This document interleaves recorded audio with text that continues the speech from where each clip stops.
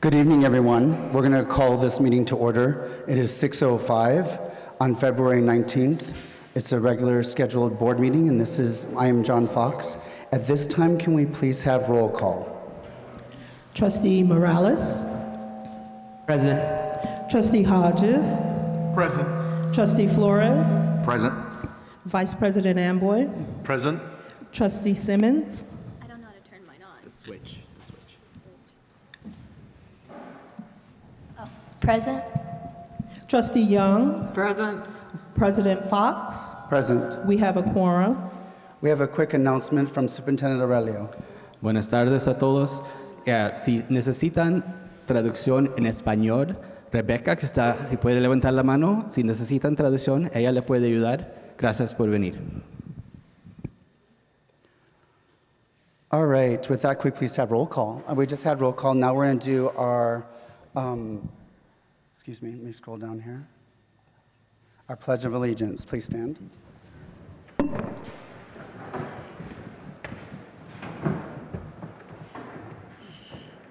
pledge allegiance To the flag of the United States of America and to the republic for which it stands, one nation, under God, indivisible, with liberty and justice for all.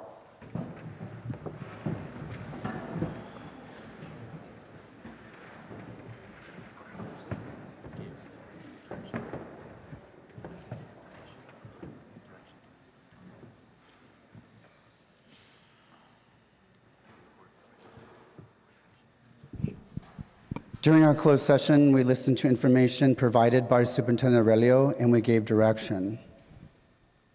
With that, we are now on to Agenda Item D. Do I hear or see a motion for adoption of the board agenda? Vice President Amboy. Make a motion to approve the board agenda. Trustee Hodges.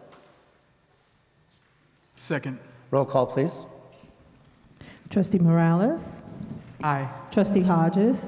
Aye. Trustee Flores. Aye. Vice President Amboy. Aye. Trustee Simmons. Aye. Trustee Young. Aye. President Fox. Aye. The motion passes.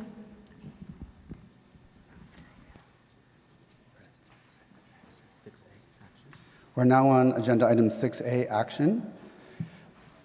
Request for allowance of attendance for emergency conditions, Solano Wiedemann Leadership Academy. I'll be introducing this item. Thank you, President Fox. Good evening, President Fox, Vice President Amboy, Trustees Flores, Young, Hodges, Morales, and Simmons, and our community. Presented for your approval is a request for the allowance of attendance due to the emergency situation that occurred at Solano Wiedemann Leadership Academy on January 25th, 2025. As a reminder, the campus fell victim to significant copper wiring theft that rendered the school without power for more than a week. We were fortunate to get our campus up and running after 6 days of lost instructional time. In front of you is a copy of the Independent Study Plan certifications and board policy, as well as the Form J13A to recoup the lost average daily attendance funding. We ask for your approval. I'd like to make a motion to approve. Do we hear a second? Trustee Flores. Second. Roll call, please. Trustee Morales. Trustee Hodges. Aye. Trustee Flores. Aye. Vice President Amboy. Aye. Trustee Simmons. Aye. Trustee Young. Aye. President Fox. Aye. And the motion passes unanimously. Thank you. Now we're on Agenda Item B, Resolution 5036, So non-reelect. Assistant Superintendent Dr. Patrick will present resolution number 5033 regarding re-election of non-credentialed certificated employees. Dr. Patrick, please. Thank you, Superintendent Aurelio, President Fox, Vice President Amboy, Trustees Flores, Hodges, Morales, Dr. Young, and Trustee Simmons. What you have before you this evening is Resolution 5033 regarding non-reelection of non-credentialed certificated employees for the 25th-26th school year, connecting to the Pillar 3, a vibrant culture of teaching and learning. It is for your approval.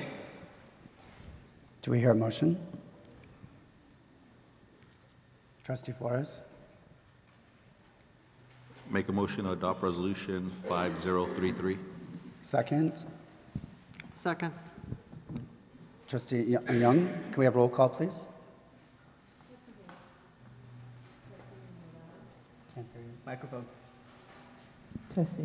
Trustee Morales? Aye. Trustee Hodges? Aye. Trustee Flores? Aye. Vice President Amboy? Aye. Trustee Simmons? Aye. Trustee Young? Aye. President Fox? Aye. And the motion passes unanimously. Action item C, Resolution 5028 regarding non-reelect. Dr. Patrick. Yes, and now I'm asking for approval for Resolution 5028 regarding the non-reelection of first and second year probationary certificated employees for the 25-26 school year, again connecting to the pillar of a vibrant culture of teaching and learning. Do we hear a motion? Trustee Flores? Make a motion to pass Resolution 5028. Vice President Amboy? I second. Roll call, please. Trustee Morales? Aye.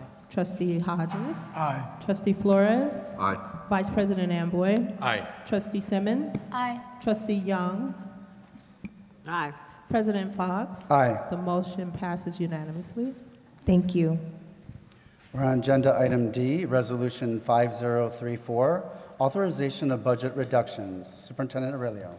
Great. And so, trustees, you should have a tab open on your screen that has the presentation. I believe the audience can see the presentation on the screens.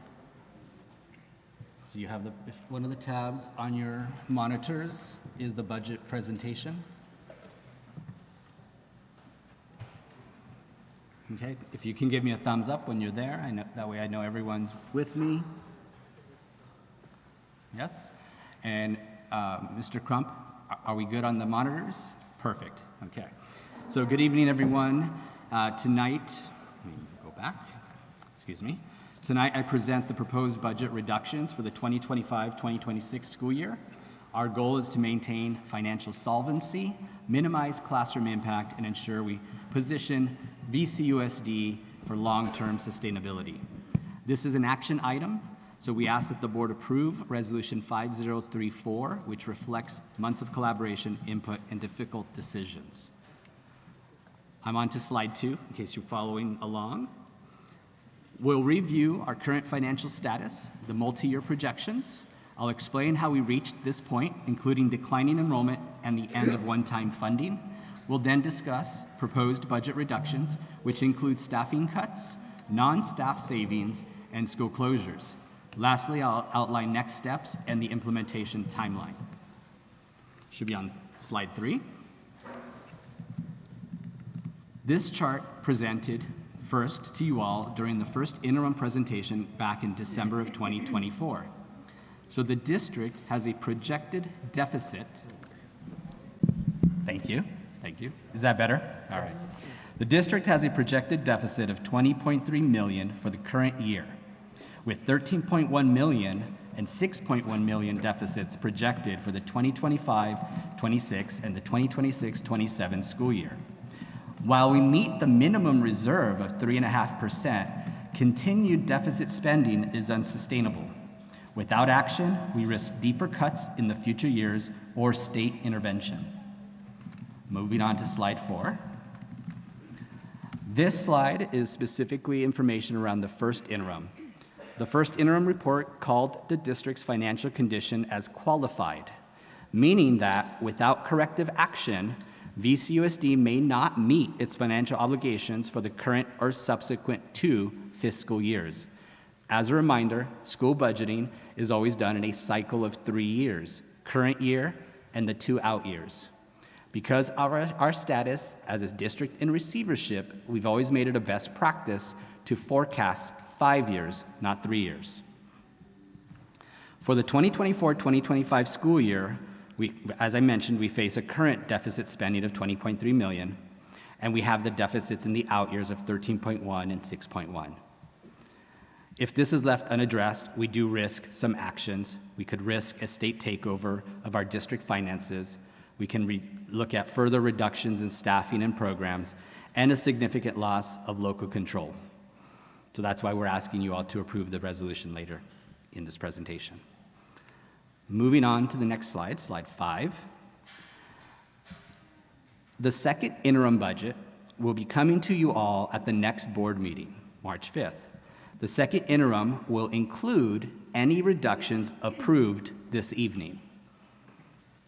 Key adjustments include a $1.4 million reduction from the audit adjustments and the removal of the $6 million property sale previously anticipated for the 2025-26 school year. For the board, that's the KB Homes property at Rollingwood. So we can't count those dollars yet until we receive those dollars. We revised projected transportation revenue upwards by $900,000 over 3 years. And additionally, we've accounted for COLA changes and one-time vacancy savings. These changes necessitate the proposed reductions to stabilize the budget. Moving on to the next few slides, slides 6 through roughly 12, these are the governor's proposed budget and what impact we can expect. Now, it's important to note that in January, when the governor does the proposed budget, we do know there are a lot of factors that change as we get closer and closer to budget adoption. There will be a May revise, you might have heard that term thrown out there before, where the governor will come back with a different set of numbers, and then an adopted budget in June, which triggers our own budget adoption process. So the governor's budget mostly increases the Prop 98 guarantee, but funding levels remain lower than last year. We project a 2.43% COLA for the 2025-26 school year, down from the earlier estimates, which reduces expected revenue by about $643,000. Our plan assumes no major new funding sources beyond the governor's proposal. Aside from changes in COLA from the first interim, the net impact of these rates to VCUSD's budget is minimal. So I have lost where I'm at on those screens. Can someone help me out for a quick second? Thank you, Douglas, because I can't see them. So these are just the projected goals. It's a comparison between what was presented to the board at first interim versus second interim. So of course, 24-25 COLA, that remains the same because that was already established. Douglas, is your microphone on? And for the board, just, Douglas Krantzer here. Yeah, Douglas Yes. Krantzer is Sorry our about that. financial consultant who's been supporting the district in the transition with our CBO having left the district. Yes, So thank you, Douglas. Thank And you, he is yes. not me, even though we sport the same hairstyle. Exactly. So yes, Douglas Granser from Ryland SBC, and just helping out until, for the second interim. So 24-25, COLA remains unchanged because that was established in May. So for 25-26, at first interim, the projected COLA was 2.93%, but based on new economic indicators, the projected COLA is 2.43, which results in a reduction of about $643,000. But fortunately, the projected COLAs, now again, we're going to get new numbers in May, but right now, the COLAs for the 26-27 and 27-28 are expected to be a little bit higher. So really the net effect over those course of those years is about $223,000. So you may hear about there were change in COLAs, but it's really right now, the change in the COLAs based on the latest economic indicators really doesn't have a material impact over the, from 25-26 through 28-29.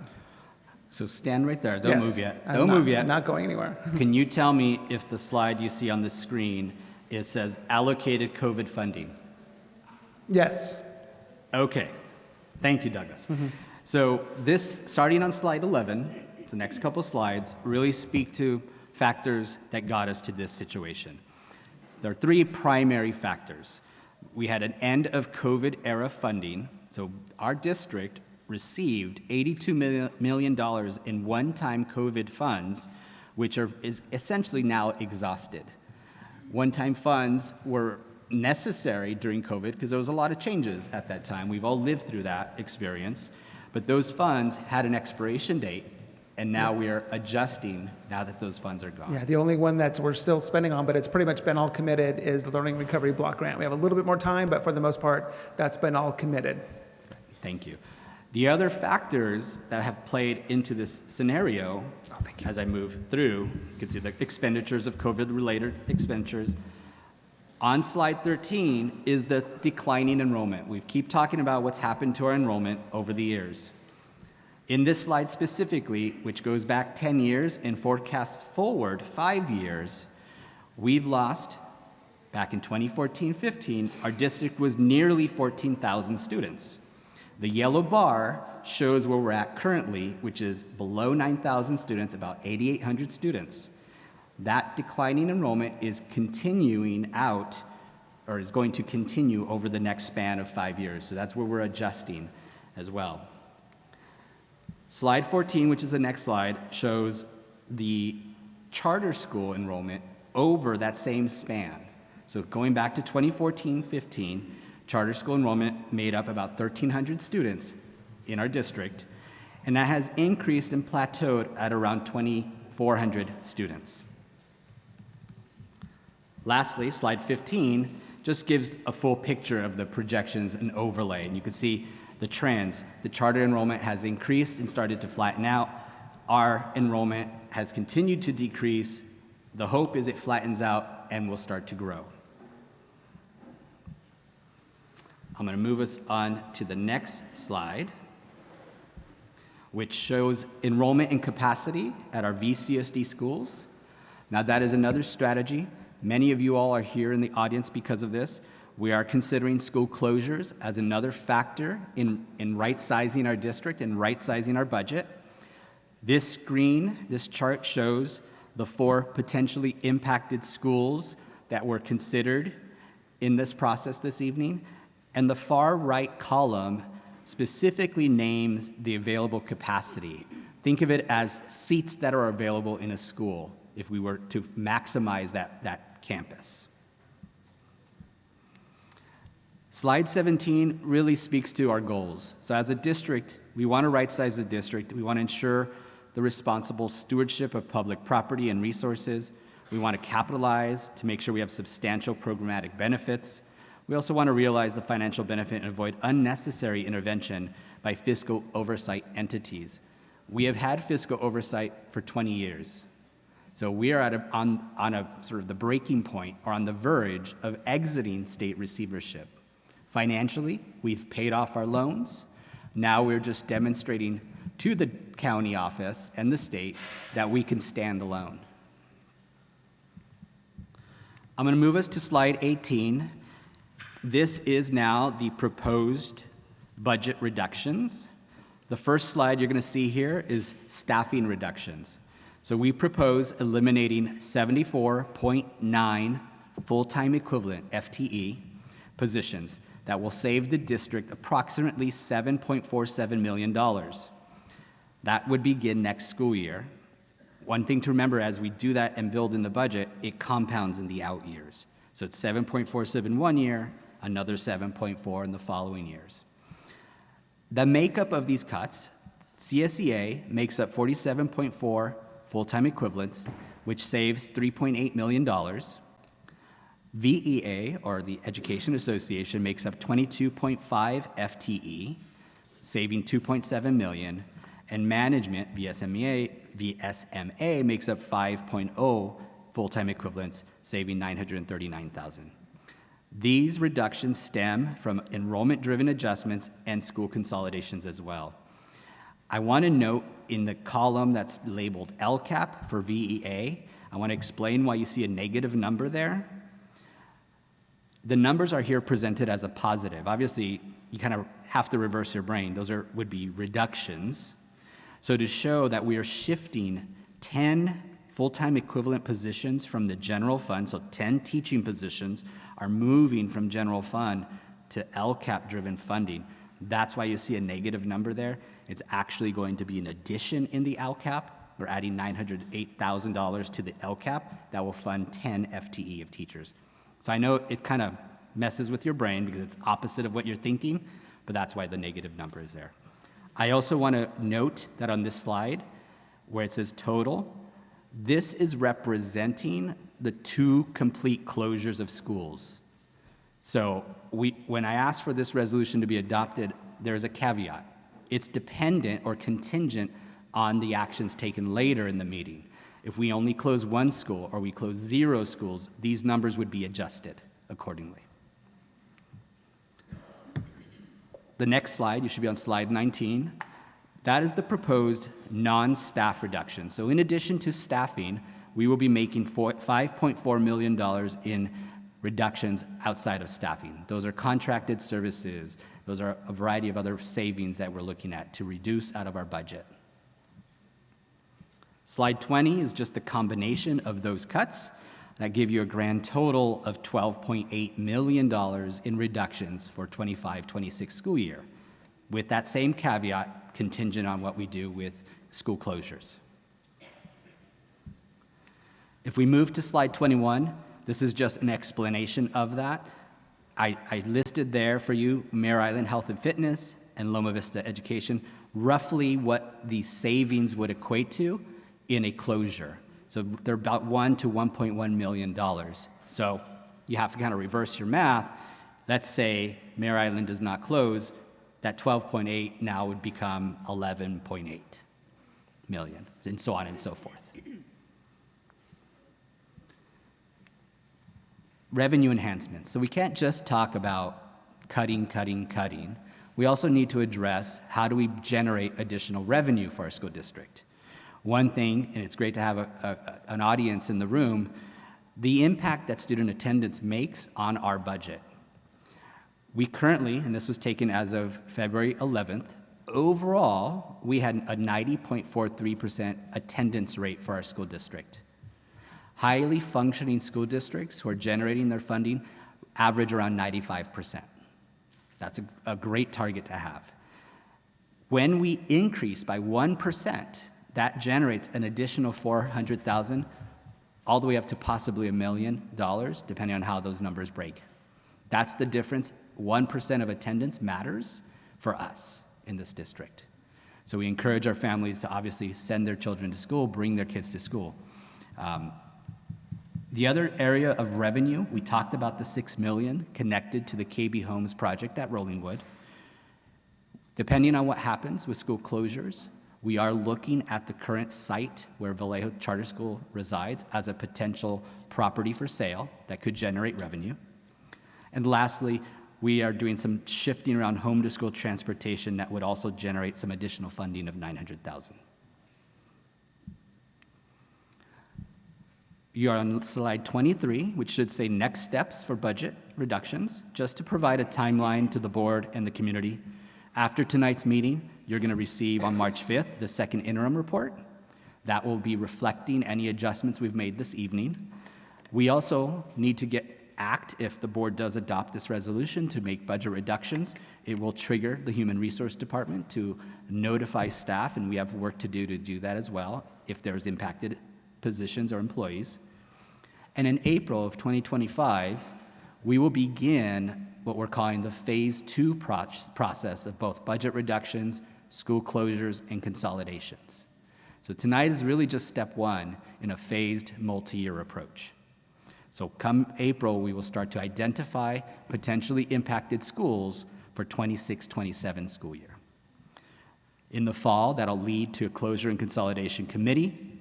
And by winter of 2025, the board would have, similar to tonight, a presentation, all the data, specifically around a phase 2 closure, consolidation, and budget reductions. That is the presentation. We've got 2 questions. Thank you.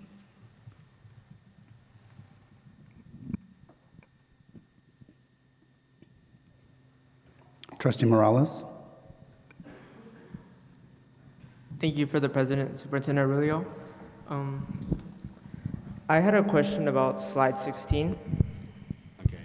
I can do that on my screen. I'm not going to have much luck doing it out there. 16 is the enrollment capacity at VCUSD schools. Douglas, you tell me when I get there. Enrollment capacity at VCUSD schools?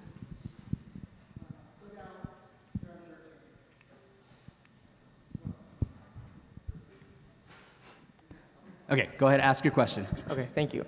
So I just wanted to ask a question theoretically about Mare Island and the Vallejo Charter.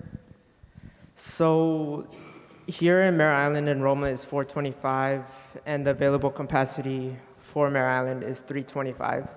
And for Vallejo Charter, the enrollment is 365. So let's theoretically, if Vallejo Charter students were to move to Mare Island, where would the 43 other students go if there isn't enough room? That's an excellent question. Thank you, Trustee Morales. We have to remember that both schools have 8th grade classes that are exiting. So you're losing the 8th graders. One thing we will have to look at specifically as far as capacity at this school is whether we have a transitional kinder at this campus or not. It might just be K-8, so that saves us. So we have incoming students at the kinder levels, and we have exiting students at the 8th grade levels.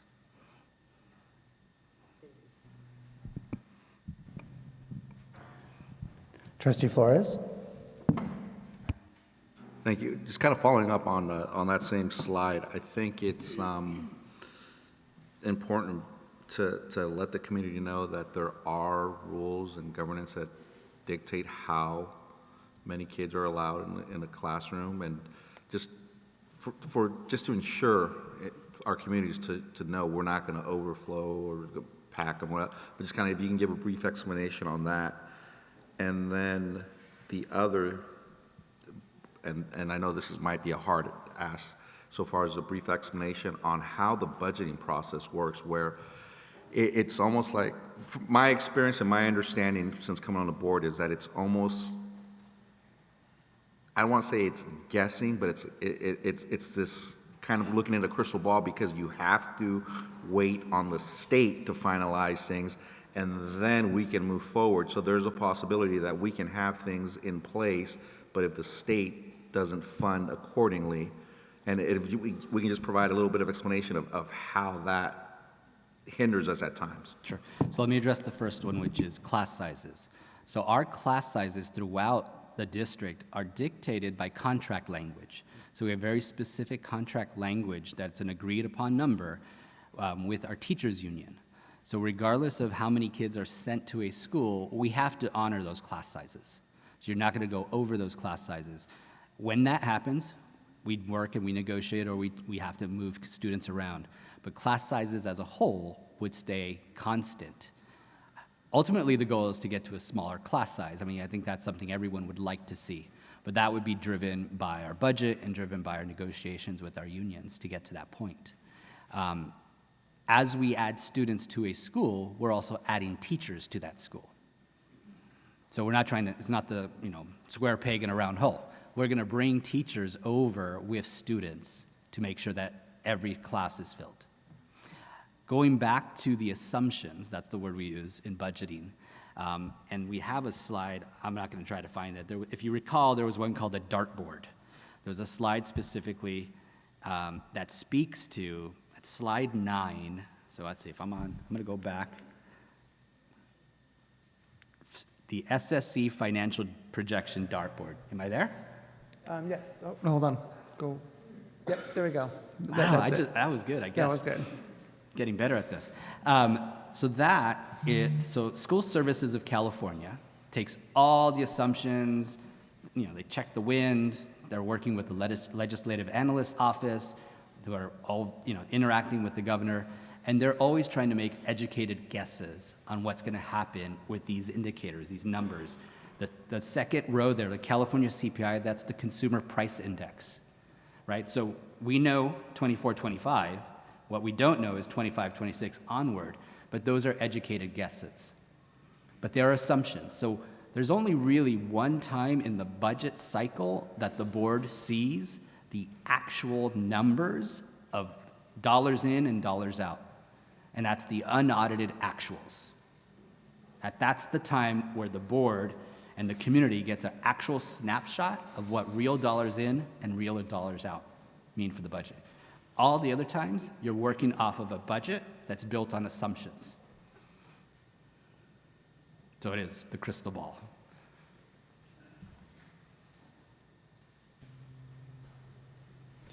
Isn't it true also, Superintendent Aurelio, with what's going on in the federal government right now, with the Department of Education and other things being said that may be closing, there's other variables that can also affect other than just the state budget? That is very true. We are living day to day, monitoring what is coming down to us. If people were following social media or the news, this Federal Department of Education did send a letter to all public agencies, education agencies, with a 14-day timeline to look at all our policies and procedures specifically around diversity, equity, and inclusion, with a threat of keeping federal dollars. Now, we're not going to react quickly to that because there's a lot that has to play out, but we are working with our state agencies, we're working with our legal team, we're monitoring that very closely. Any other questions regarding the budget? Thank you, Superintendent Aurelio. We are now on to agenda item. We need a motion. Oh, I'm sorry. We need a motion to approve the budget.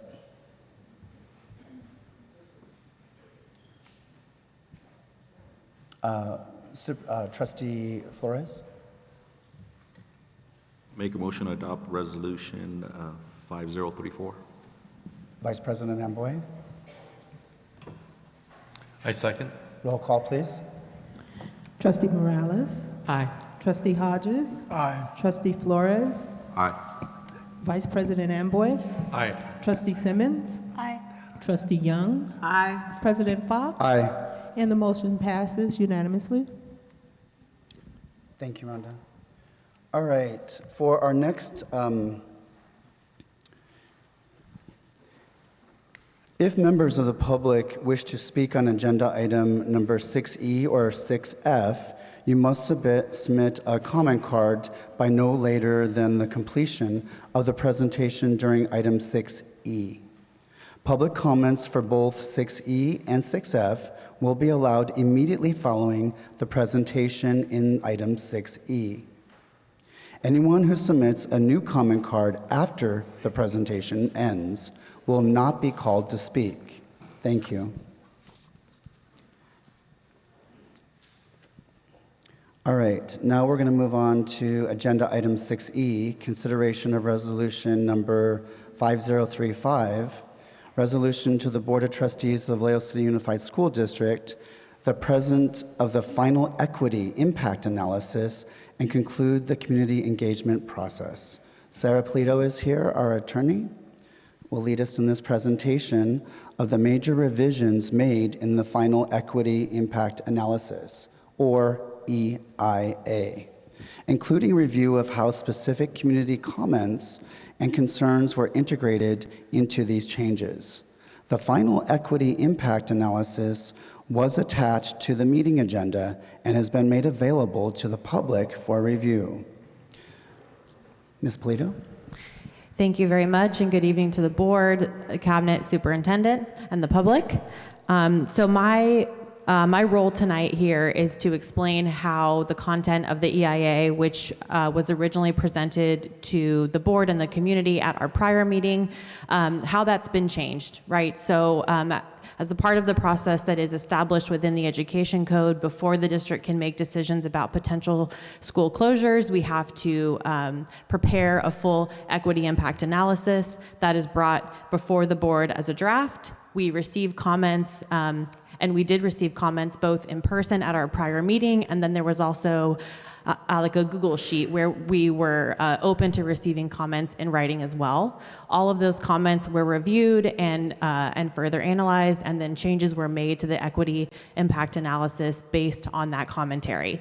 And so I would just like to review very briefly this evening some of those major changes that were made. You'll note that there was a new section added to the EIA that really reviews the community engagement process.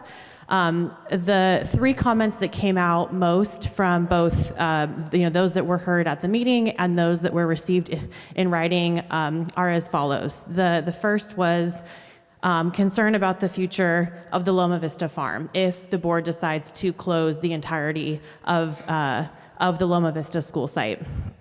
And we just wanted to confirm that while the farm is on land that is adjacent to the school site and it is land that is owned by the school district, it doesn't necessarily mean because the school is closed that the farm has to be closed. It may change the operation of the farm, but staff is making efforts to ensure that there is additional efforts made as far as outreach to see if there are other schools that can be further integrated into the operation of the farm. And while it is very close to Loma Vista, it is also relatively close to Solano Wiedemann. And so the farm would not necessarily need to close just because of the closing of the school site. The second issue that was brought up, or the question, was about the impact of consolidation on classroom sizes, and I'll be very brief here because this already came up this evening, but essentially because of the contractual language that the district currently has in place. Just because we close one or more schools, that's not going to change the size of classrooms or the number of kids that are in a single classroom. And then the third issue that was brought up is, are there final plans for potential use of these sites if the both schools that are on the agenda this evening are fully closed?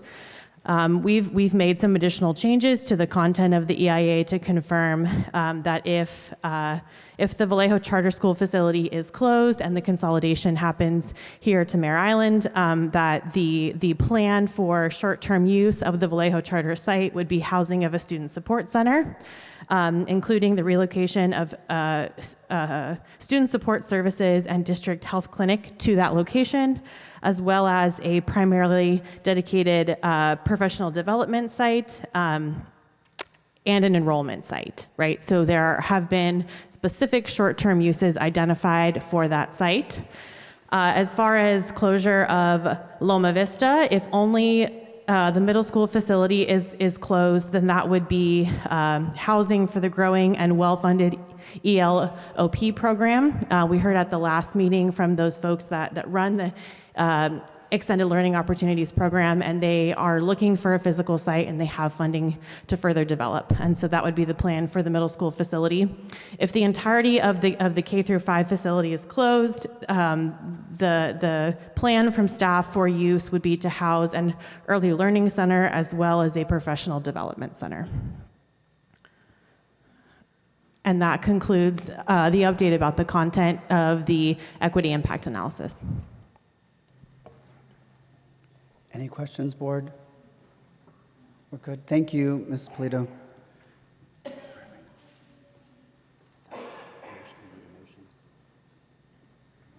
Do I hear a motion to approve the final EAA?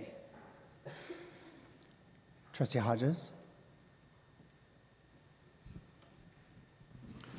I'll make a motion to adopt resolution number 5035. Thank you. Trustee Young? I second. Roll call, please. Trustee Morales? Aye. Trustee Hodges? Aye. Trustee Flores? Aye. Vice President Amboy? Aye. Trustee Simmons? Aye. Trustee Young? Aye. President Fox? Aye. The motion passes unanimously.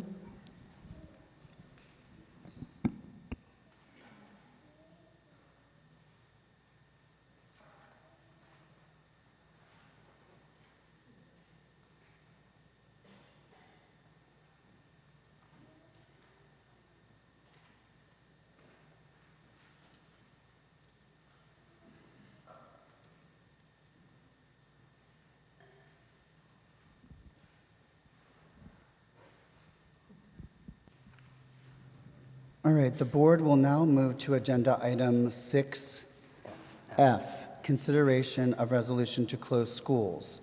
Resolution 5030, number 5031, and number 5032. District Council Sarah Polito will provide a brief explanation of these three resolutions that will be brought before the board this evening.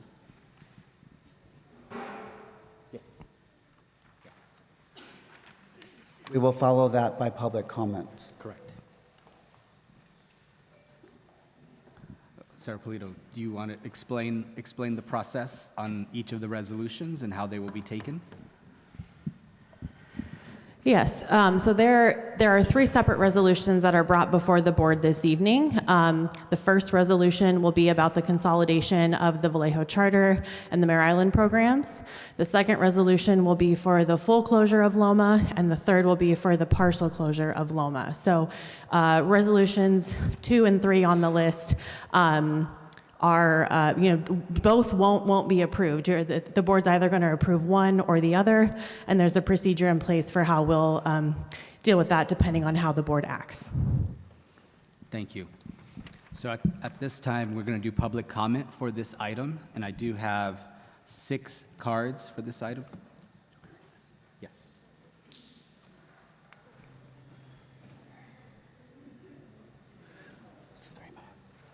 We'll be at our standard 3 minutes to hear for public comment for these 6 cards.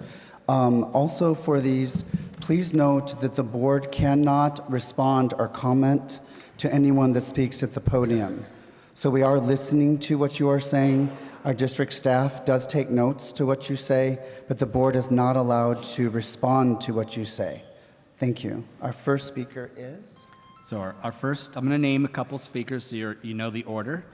Zaira Herrera is going to be first, followed by Sharon Johnson and Elizabeth Thompson. So Zaira, if you can come up to the podium.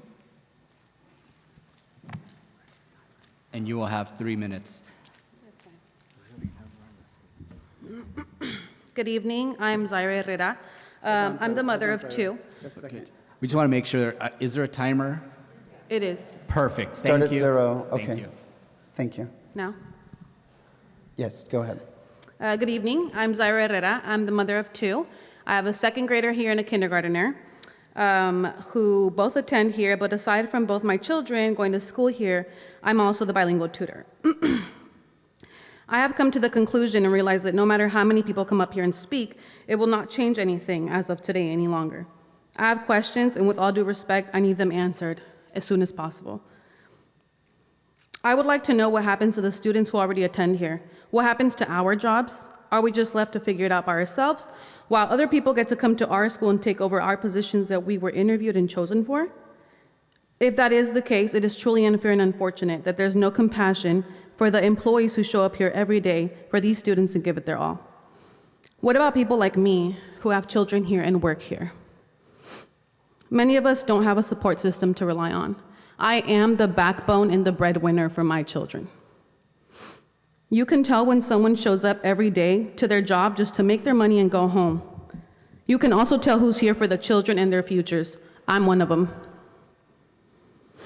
You could ask any child who has interacted with me at Mare Island, which is 95% of them, to describe how they are treated by me. They are our future, and how they are treated and spoken to truly matters. I'm not here just to help English learning students. I'm here every day, every single day, to make a difference, show compassion, and help our students realize how important they are and how capable they are of succeeding in life, no matter what the background is, especially living here. I say this as humble as it could be. I am an asset to this district. And so many others are as well. Classified staff are the ones who keep the wheels turning, and we need answers and clarification. No, I don't want a letter. I don't want to come home to a letter in the mail or receive an email. We need answers, upfront and straightforward. If we're losing our jobs, we need months to plan ahead and figure out what our next step is. In reality, we should have been given answers a whole year ahead, but clarification is the least that we deserve. You all get to go home today and sleep very comfortably, as this might not affect you, but for me, I'm worried sick. Every single moment that I wake up, my stomach is turning thinking about what the future holds for my family. Thank you. Thank you. Sharon Johnson is next. I think that's a little bit too much. Good afternoon. We've met a couple times before. I am Sharon Johnson, parent of a 3rd grader who is here listening to if her school will be closed. I'm glad I just followed that parent. So on the February 5th meeting, that was the parent I was referring to before my time was cut off. At the first meeting, she was here fighting because her child just got a handicap accessible playground. Nobody cleared it up at that time what closure meant. It didn't mean that we were getting kicked out for Vallejo Charter. Again, something that was never cleared up at the beginning, because there are still people thinking that this campus is going to be closed. They don't realize the title of Mare Island will be closed. There were people from Mare Island with no children saying, we pay a lot of taxes, we want an open campus here on Mare Island. That was never cleared up at that time. At the last meeting on February 5th, I also asked a question. I know you can't answer it, you just cleared that up. But I asked, and I pulled up the slide that I'm sorry if I pronounce your name incorrectly, Ms. Paludio, and the committee had said once before, and this is off of the balance of student demographics. In the case of Mare Island Health and Fitness Academy, travel time would be reduced for most students. We know there's 4 families that live on Mare Island that go to Mare Island. We've seen that on all these beautiful slides, and we've heard it all the time. I want to know how many kids go to Vallejo Charter School that live on Mare Island. We all got here today, so our 14 kids are already here on the island, but everybody else had to come over one of these bridges to get here. We're fine doing that. Leave us alone. Mr. Superintendent, when you say transparency, play on words is not transparency. If you're going to tell us you're going to do it, if we're going to stay here and be enrolled under these schools, you have to be just that. Tell us what it is and not play on words on what you want us to hear. Like I said, some of those things could have been cleared up from the beginning. Vallejo Charter coming to this campus is not a closure. It's just moving us around. And that's what we want transparency over. Even Loma Vista, leave them alone. You got that Lincoln over there? Let's talk about transparency. When we were at the town hall and it said it was 70 kids there. Clear transparency, we can't close that campus because nobody understands why there's 70 kids there. And now you want to move our kids there. What happened last week? Did the guy jump the fence jump the fence? It's dangerous. Don't move any more kids there. Move whatever you want at Loma Vista, put it there at Lincoln. Put some security out there. Don't put no more kids out there until you can figure out the security there. Thank you. Thank you.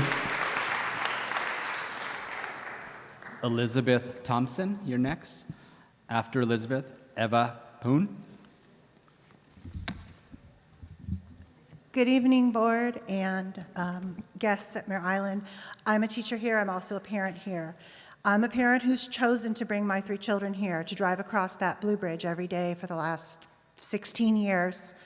And I have a question. When I look at your packet, you talk about offering space within the Vallejo Charter community for Mare Island students. Nowhere in that packet does it say every single student, all 425 of us, are welcome to stay. You keep talking about the difference between the 150 or so that are in the neighborhood and the rest of us. Well, I'm one of the us. Many of the parents here tonight speaking for our school are one of the us. Most of us want to stay.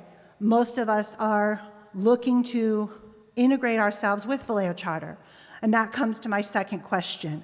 What are you going to do as the board to help Mare Island Health and Fitness and Vallejo Charter become one school, a stronger school, a better school for this district?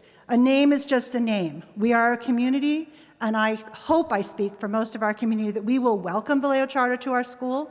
And even if I'm not allowed to stay, as a teacher, I have to follow that contract. My daughter will be here, her father will be here, because my daughter wants to go to 8th grade at the same school that her brother and sister, who are now in the Navy, a Vallejo graduate, and at UC Santa Cruz, also a Vallejo graduate. So please, be transparent. Tell us what we can do so that we can welcome Vallejo Charter as a Mare Island Vallejo Charter community. Thank you. Thank you.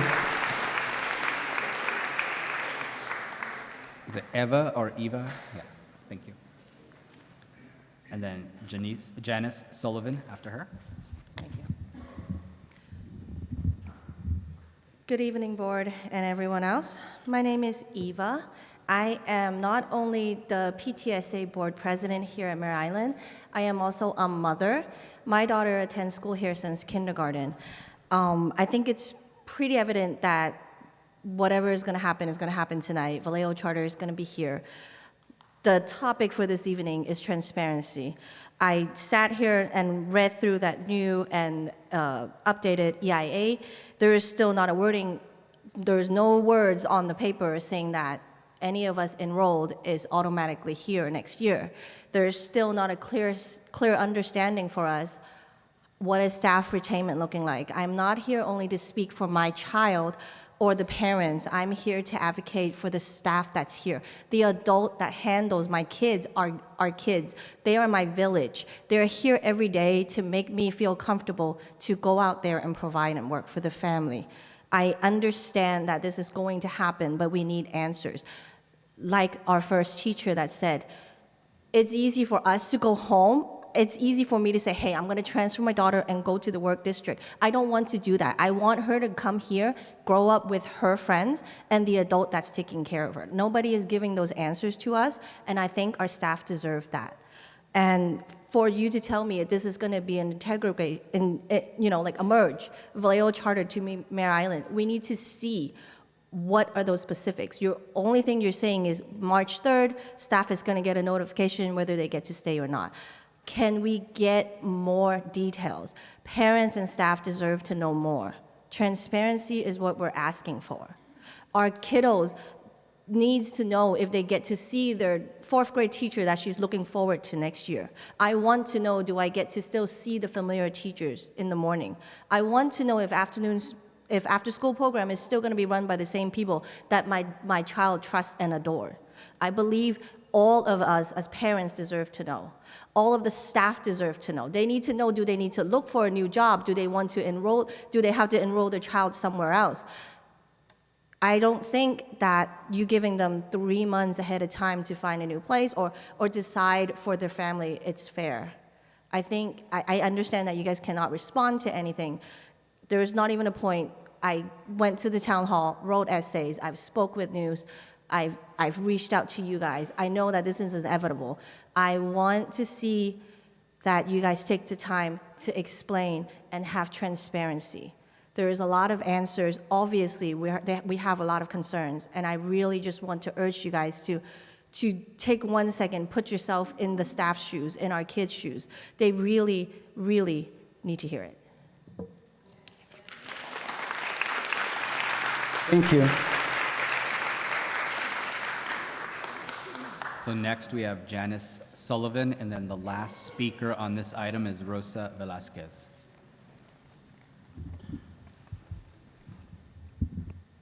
Thanks. Good evening, Superintendent and Board. I'm here again. I had all of this stuff written out to say. But one of the things that's really struck me listening tonight is that there's no plan to get students back into the school district. It seems like all we're talking about is cutting, cutting, cutting, and believe you me, I understand about cuts. I was president of the teachers union here when we had to go into receivership. I understand cuts. But it doesn't seem to me that there is much of a plan to try and induce people to come back, students to come back to our schools. You've talked about how many students you've lost. You've lost a tremendous number of students, and there's no plan to bring kids back. Well, guess what? Loma Vista Environmental Sciences Academy is a way to bring students back to this school district. It is a gem. It is unique. It is one of only a handful of schools like it in the entire United States. People are interested in how food is raised, they're interested in the environment, and so on and so forth. And being able to promote a school like Loma Vista Environmental Sciences Academy would, I believe, help. I spend a lot of time at the farm. I see kids. I see what goes on, not only when kids just come to visit, but when kids come with their classroom. I understand how the farm makes their learning more engaging, and I don't understand why you're not promoting not only that, the Health and Fitness Academy. I see no promotion of these schools. And if you're truly interested in getting students back into these schools, into our schools, then maybe you should think about getting a plan for not just cutting, but how do we get people back into the schools. We've already been contacted by schools about trying to do partnerships with us. And that's fine. The farm is not going anywhere. We've been in existence for 50 years. It was started by teachers. It is definitely, the program at Loma Vista Environmental Sciences Academy is totally aligned with the state standards. And my question is, have any of you ever even been out to see what kids do at the farm? And then go back to the classrooms and see how they utilize the skills and the things that they learn at the farm back in their learning? I would hope that you would. Someone has also suggested that, if Loma Vista is closed and Wiedemann, Solano, or Solano Wiedemann, whatever you're calling it, the students can utilize that. Seriously? It's a 15-minute walk each way from Solano to the Loma Vista farm. Periods are usually about 50 minutes. So that means 20 minutes at the farm for the learning that can take place. I don't think that's going to work. I absolutely know that funding is dependent on enrollment. And I really think that what you should be looking at is trying to figure out how to get students back into the school district. When I was a teacher here, there were 18,000 students here. Now there are 8,000. Thank you. Thank you.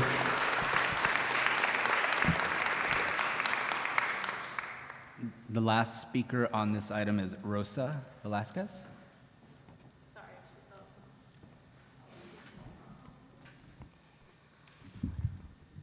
When I submitted my card, I thought I could ask you questions, so I'm gonna just use my time. My question was, I came to every 7-Eleven committee that they had. I listened to everything that they talked about. Vallejo Charter and the merger of Mare Island was taken off, and we were excited. And then all of a sudden, in February, it was put back on. So I just wanted to know why set the 7-Eleven committee, have everybody talk, go to all these meetings, if it feels like at that point you guys already had made your decision.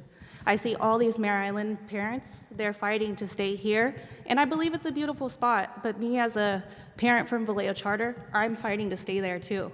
Like I said at the last meeting, I have 3 kids. To drop off one kid at one school, one to another, and one to another, that gives me anxiety.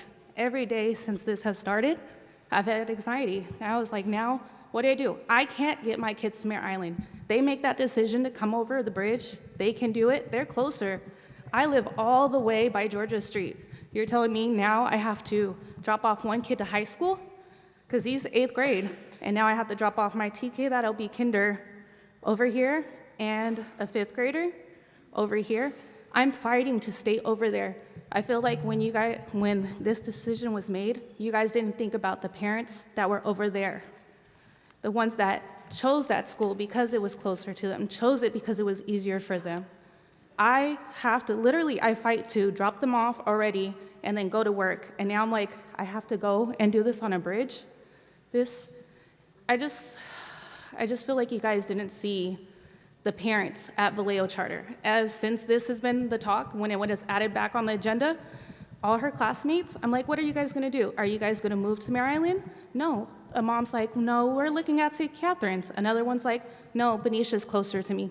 And exactly my point, Benicia's closer to me. You guys aren't doing nothing to keep us in these schools. You're pushing us away. Because to me, Benicia's closer. So I would take my kids to Benicia. I'm just asking to think about the parents that are from Vallejo Charter. We're on that side. We're not over here close to Mare Island. Why is Lincoln not being considered to be closed? Are those kids moved over here? Or what about Federal Terrace? I heard it's bad over there. Why are we not closing that school and bringing those kids over here? They're closer than the parents that are on Georgia Street. Thank you. Thank you.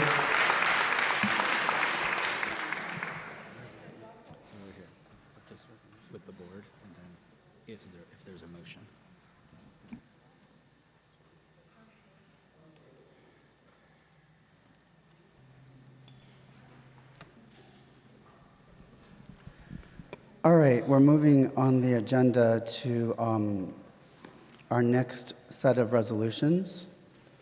Before we do that, speaking for the board, we would like to thank you so much for being here tonight, taking your time and caring and what you're saying, be it good, confused, upset, or bad.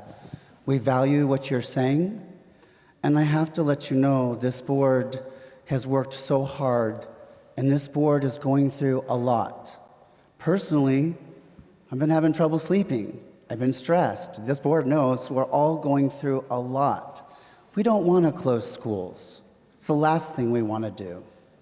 But because of this way in the United States, and especially California, all districts, because of declining enrollment, are forced with this.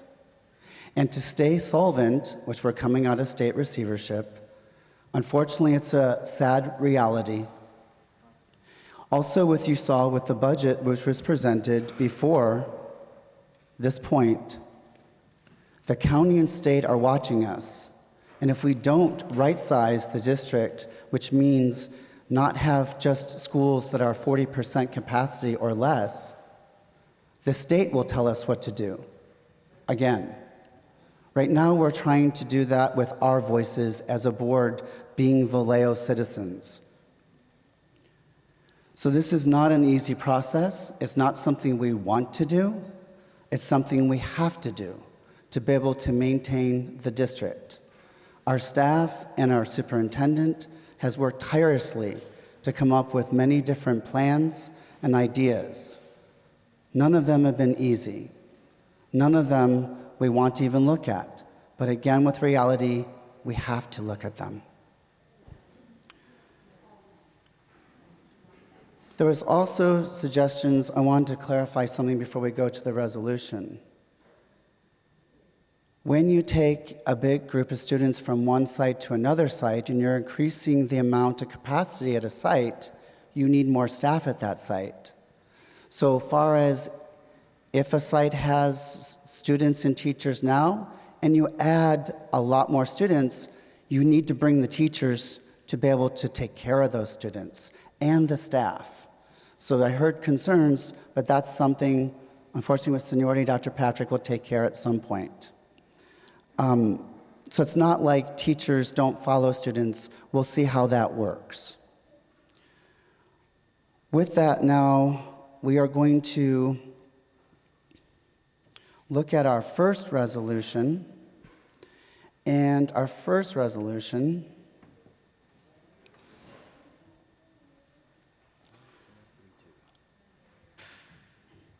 will be Resolution 5035, correct? 5035, Mare Island to Vallejo Charter. Yes? 5030. Oh, 5030. Okay, sorry. First motion is 5030. Board, is there any discussion, questions, or comments before we look at for a vote? Trustee Flores? I know one of my concerns has been transportation for the kids that are currently bused to Mare Island, and just ensure that those that are being bused in will continue to be if it passes and Vallejo Charter comes here. That's my biggest concern. Correct, and we heard from the board, as far as the direction I received from the board is a couple different items. First and foremost, the current active students in Mare Island Health and Fitness, if the school is closed essentially and merged with Vallejo Charter, that those students be given the opportunity to stay here. That was heard loud and clear. Yep.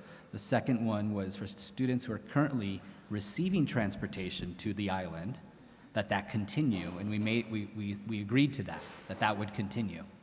Okay. The essential change, and I heard a parent mention this, and I'll explain a little bit about the transparency, and it has to do with some of the semantics of closure versus merger, and that it gets complicated. Theoretically, what we're looking at is a merger of schools or a consolidation of two schools. The challenge is one school is a dependent charter, one is not. So it's a little more complicated in the language we have to use. So I just want to clarify that. The ultimate goal is to merge them into one school. meaning those students get to remain here who are here and are joined by Vallejo Charter students. It would be essentially a name change of the program as well. I'd like to clarify what you just said, Superintendent Aurelio, because we talked about it at a town hall, I think 2 months ago or a month ago, that if we do decide to go forward with bringing Vallejo Charter School to this site, Mare Island Fitness Academy, that there is enough room for both schools, for all the students to be together, on top of giving priority also to Mare Island residents that ongoing. So those three things that the board made sure would happen would be that the existing students that are here at Mare Island Fitness would be allowed to stay if they want to, and that Vallejo Charter, if it happens, would be able to have enough room to join them, and that Mare Island residents would always have first priority. So that is something we clarified and made sure, and I'm glad Trustee Flores brought that up, that that is something that will happen. Correct. Thank you. Oh, hold on, I have one more thought on that before.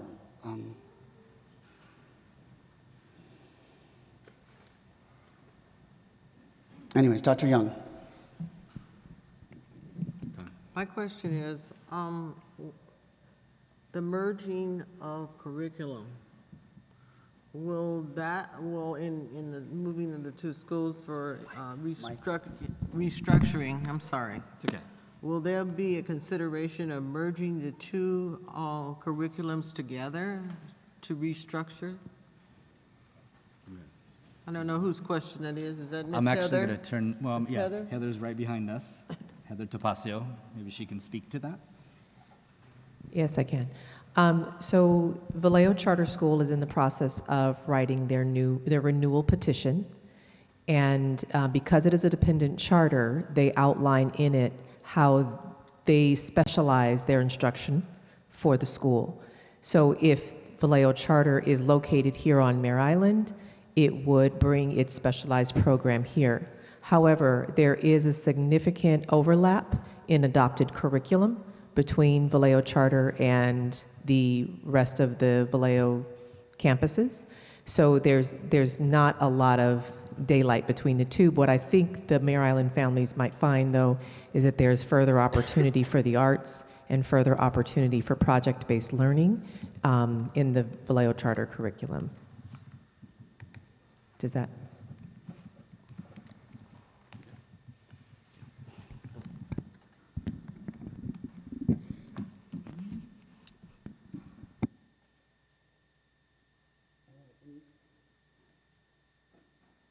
Any other questions or comments before we move to the resolution? No? Okay. So we have a resolution before us, the resolution 5030. Trustee Flores. Make a motion to adopt resolution 5030. Trustee Hodges. Second. Roll call, please. Trustee And again, this is, let me read the full thing just so it's clear. 5030, resolution to the Board of Trustees to authorize, this is moving Vallejo Charter School to Mare Island, to this facility here, Mare Island, combining the programs, correct? Correct. Roll call, please. Trustee Morales? Aye. Trustee Hodges?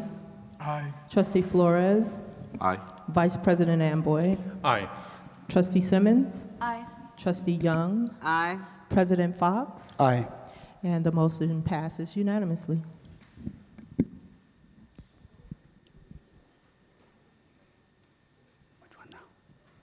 So now the board is going to take up for consideration resolution number 5031, which is of the Board of Trustees of the Vallejo City Unified School District to close a school, Loma Vista Environmental Health and Science Environmental Academy, filing a notice of exemption under CEQA.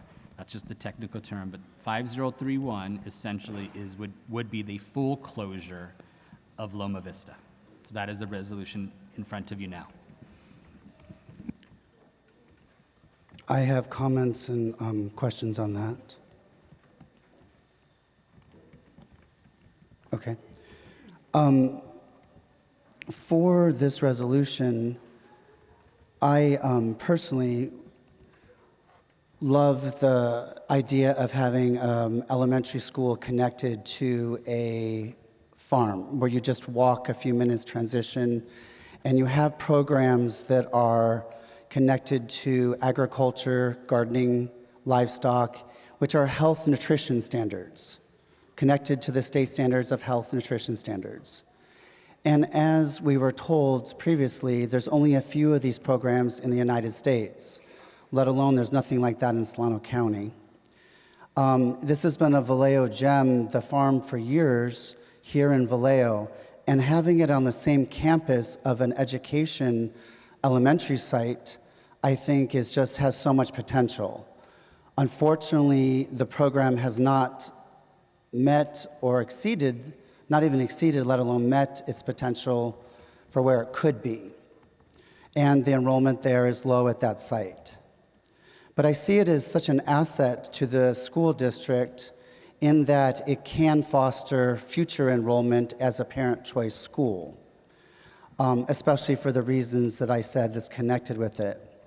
Being an educator of 27 years and knowing what's thrown on us every day, I don't see transition times of walking students from another site that would take 30 to 40 minutes of walking time a few times a week or even once a month. I can barely get through the curriculum that I have to do each day. So I don't see that as something far as to say, oh, we'll just let the other schools in our district use that site, but we'll close the school there and make the other schools do that. The only thing we are legally allowed to mandate is PE and ELD. Those are mandated by the state. Even if our district asks for initiatives like teachers and principals to use the farm, when schools are struggling to get through the curriculum they currently have or trying to get our test scores even hopefully raised, it just raises more spreading thin what I don't feel would happen personally as a teacher. I think we have enough on our plates and it's hard to juggle just to get through what we need to get through every day. So for me personally, I'm extremely against this because I think you would promote further damage to the district, the city schools, of not offering something so unique that no one else offers around here, and especially showcasing when we have obesity and diabetes rampant in this country. If we had students working on nutrition or showcasing that throughout the Bay Area, that'd be a positive to look what Vallejo's doing for their students. We don't see that. And I want positive for this district. I want avenues for enrollment in this district. I think if we close it, it will not be able to be reopened. And I personally don't think the farm will be utilized much, not just by this district, let alone I'm not sure personally as a resident if it will even survive. So those are mine. I've made these points very clear the last few months, that I want something that's a magnet, not working the way it needs to, but it's a magnet school. I would love to see it, since we have a 3 to 4 year budget, I would love it to see put it on a 2-year plan. And on that 2-year plan, look at data. Is the data working that we are enforcing the curriculum connected to the state standards with the curriculum of having agriculture, nutrition, health, livestock, so forth? And then in those 2 years, if there's data that shows it is not being utilized properly, or we're not making progress, or parents do not want that as a school of choice, then I feel then you have enough information, not just for you, but as an elected trustee, being an elected trustee, you are responsible to all the citizens. So I need to have data to make decisions. I do not have any data on this that shows me anything's been utilized, but I do see things can be utilized to make it something, a school of choice. Thank you for listening to me. And I want you to know, just because a certain board member has a different perspective about which schools should do what or be closed or not be closed, it doesn't mean that we're not working together. We are working together. We're working very hard together to promote our schools, our district, and the future of Vallejo. But I need to make it very clear, for the 6 years I've been here, we had 12,000 students when I came. We're down to 8,000 students, 4,000 less. Unfortunately, test scores, we're trying so hard. I love our new superintendent that's trying so hard. I love our district cabinet that's trying so hard. We as board members are trying so hard. But we have to utilize what we have and try to use that to compete and to stay solvent. So that is my plea to this board, to please give it time and collect data and then make that decision and bring other schools forward in April, which we're going to be doing anyways. We are told we are okay if we do not close the elementary school. Our budget will be okay because our budget is forecasted 3 to 4 years out. So we don't have to make that decision. We could just close the middle part of that. Also, Christy Gardner, who was a trustee, sent us all a long email opposing closing the elementary site at Loma. She wants FFA, Future Farmers of America, to hopefully be partnered with so that not only we can expand, but we can grow programs and empower children to know the importance of not just agriculture and livestock, but where does nutrition come from and how do you utilize it? So I thank Trustee Gardner for her comments, and I agree with her. We should be partnering more with a GEM and utilizing what we already have and make it better. So those are my comments. Thank you for listening. With that, now, are there any other comments from the board or questions? Yes, Trustee Simmons. Sorry, I forgot I had to do that. Well, with us talking about if Loma Vista gets closed, having other schools use the farm, would we be able to get district vehicles to bring them to and from the farm? Or would that put us in a greater deficit or situation that we are already in? D. Simmons, that's a great question. I'm actually going to turn back and look at my team, who can probably give us a better answer on possible transportation to and from the farm. The intent of the farm was to always service the students of Vallejo Unified, not just a single school. It is important to note that the farm is accessible to every student in Vallejo.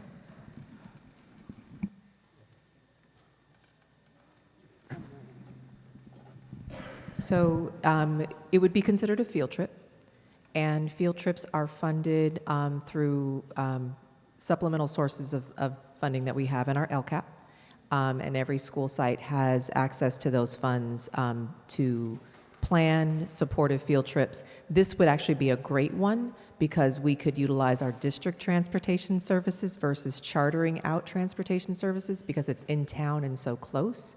So it actually promoting the field trip option would be really advantageous because kids get to do things more often since it's right here in our community.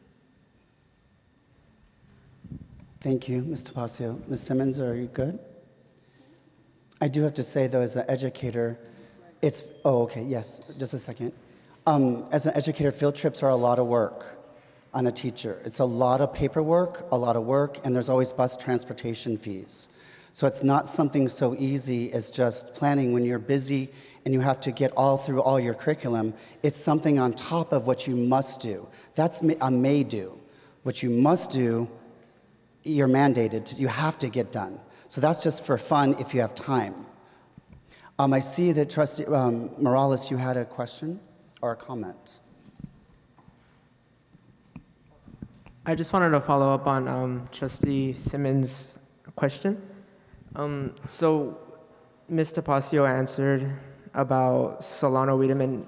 Would this be a choice for other schools as well in the school district?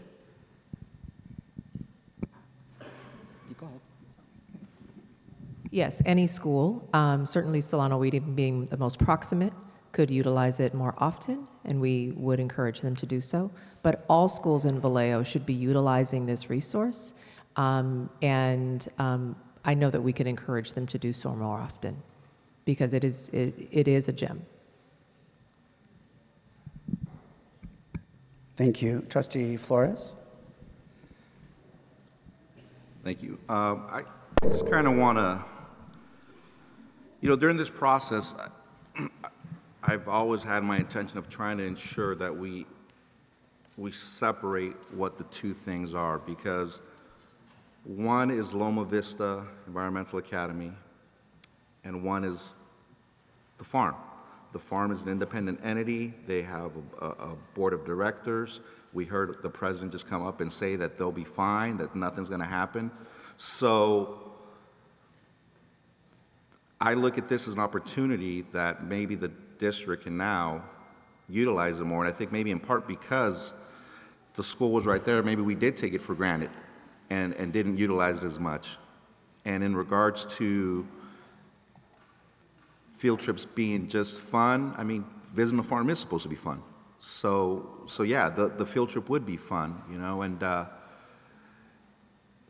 and like you said, if it's part of this agricultural curriculum that's being put in and nutrition and whatnot, then there are certain things that we can, or not we, but the superintendent and his cabinet can mandate the school to address, to focus on, to include in their curriculum.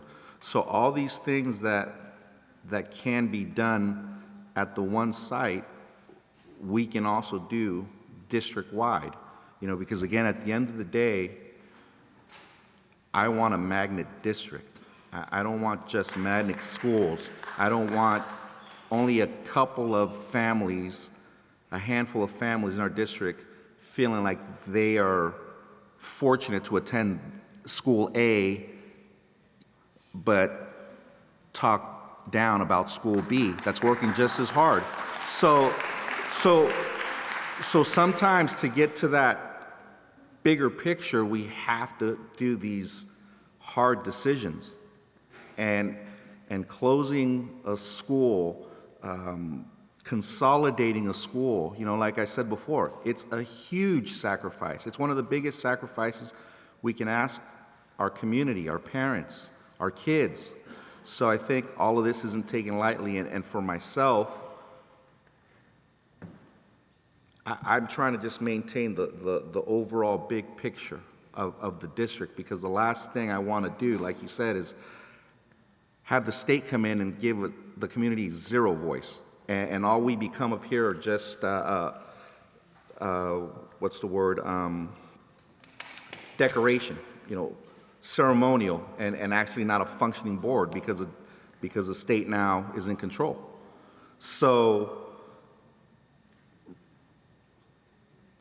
it was reminded to me earlier, and sometimes I get a little bit of tunnel vision, but regardless, at the end of the day, I think regardless of how we all vote and how we all feel on these, all of us, board members, staff, superintendent, at the end of the day have the best interests of our kids at heart, and maybe the way we approach it is a little bit different, but I thank you for all the hard work and your comments and your dialogue that we've had in closed session and open session, but for me, again, the only comment I say to the community is that my goal is to have a magnet district, not just magnet schools. So, thank you. Vice President Amboy? Thank you, everyone, for your comments. It has been very difficult for all of us to come to a decision, but we always keep the kids in heart. I, as a parent, we're not just parents, we also live here in Vallejo. We also have kids who attend VCUSD. So we try to look at the big picture of what's best for us. And the Loma Vista Farm is a gem. And for me, I feel that it would be best utilized by having different programs readily available so every kid at VCUSD can take advantage of the farm-to-table experience. How to grow your own vegetables, how to raise your own raise your own chickens. Just the little things like that. And I think we do have a very big opportunity to really step back and gain ground and have the right leadership to move us forward to taking advantage of the gem of Loma Vista Farms. Trustee Young? Oh, Simmons, sorry. I have another question. We spoke on the last resolution about how, like, if VCS gets merged to Mare Island, how their curriculums will be. If Loma goes to Solano Weideman Leadership Academy, will their curriculums blend well? Like, is there a plan on how resources will be merged correctly without it feeling like you're getting rid of the key things that both schools have to offer?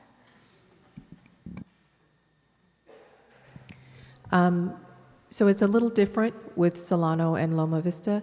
Both Solano Wiedemann and Loma Vista utilize the standard adopted curriculum of Vallejo City Unified, so they have all the same curriculum. Certainly, Solano Wiedemann has some assets that students can take advantage of at the middle school level that Loma Vista doesn't, given its smaller size. For instance, some electives at the middle school level that students at Loma haven't had the opportunity to take advantage of. I know that Principal Mitchell Lewis is ready and eager to invite and celebrate the students at Loma Vista and welcome them into the Solano Wiedemann community. As you may have remembered from previous presentations by school teams, Solano Wiedemann is a leader in Me School and has made significant strides and efforts in the implementation of that program. And I think that will merge well with some of the tenets that Loma Vista supports in their principles and the leadership strategies that they're using. So I think there's the great opportunity, and I know that the staff of Solano Wiedemann and the community of Solano Wiedemann will welcome the Loma Vista students as well.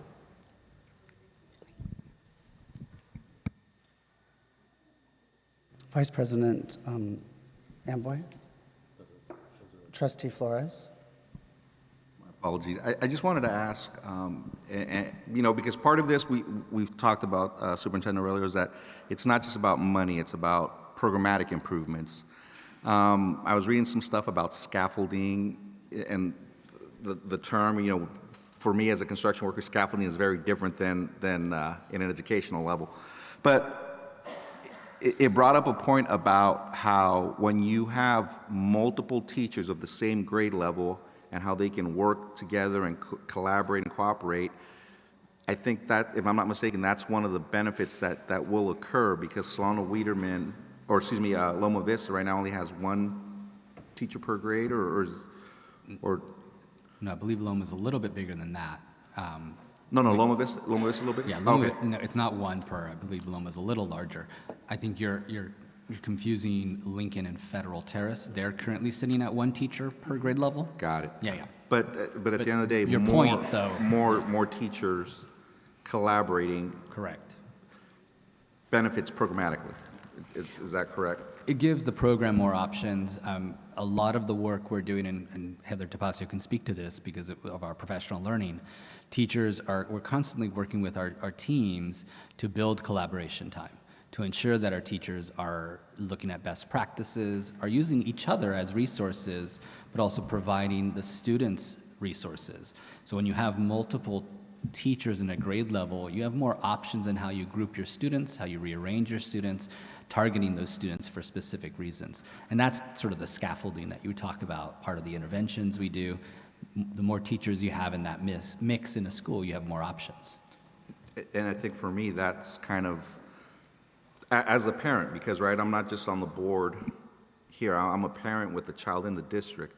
And for me, at the end of the day, as a parent,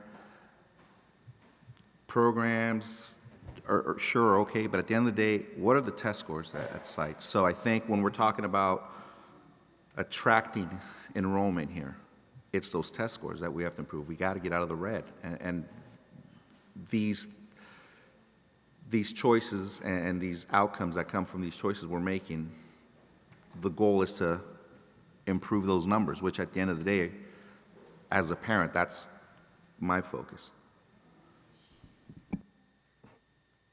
Thank you. Any other comments?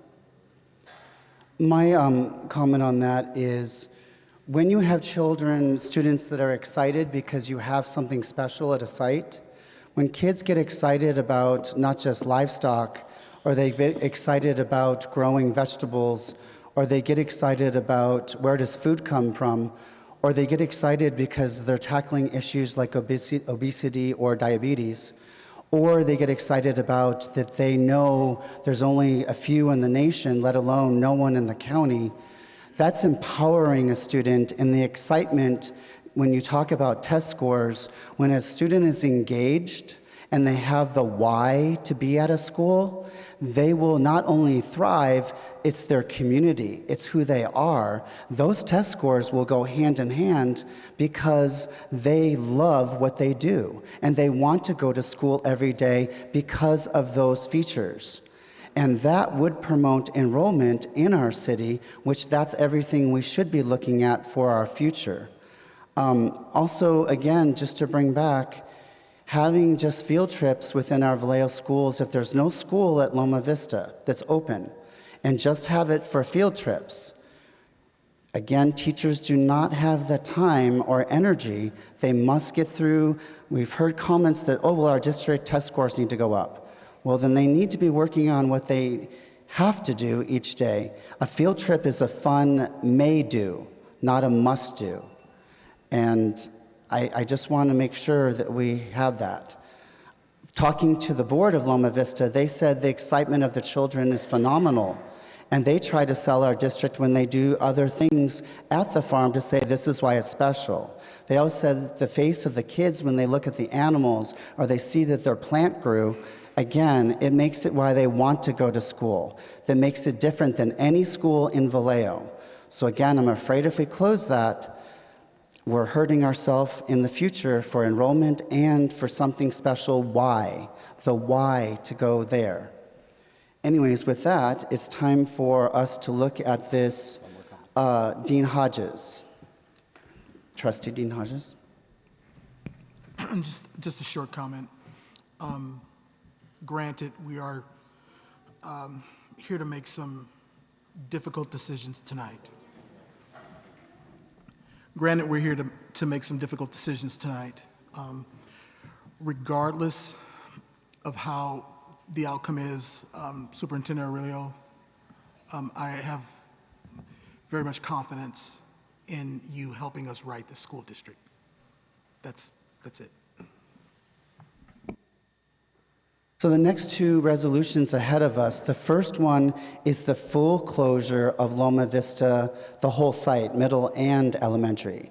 The second resolution, if we do not close the elementary part, the whole site, the second resolution would be just to close the middle school aspect, which is about 70 or 80 students that would go to Solano Weiderman.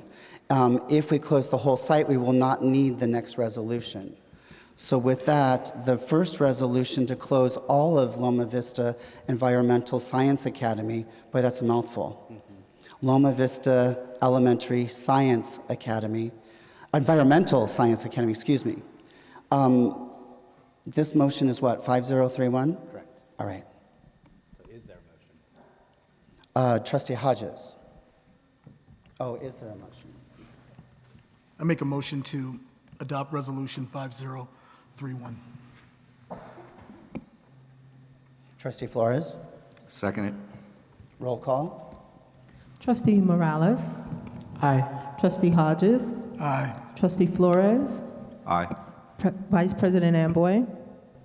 Aye. Trustee Simmons. Aye. Trustee Young. Aye. President Fox. No. The motion passes 4 yes and 1 no. The next resolution we will table because it's not needed since the whole site was closed. No. We're now on to the next item. Where are we? We're on item 7, the forum. Item 7, forum.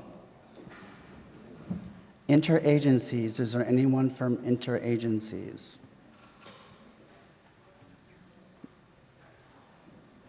Yes or no? I don't see anyone here. VEA, would you like to speak? Kevin is here.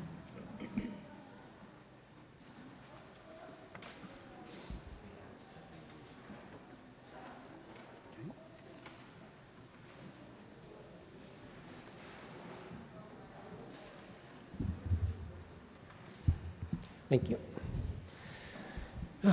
Good evening, Board, trustees, superintendent.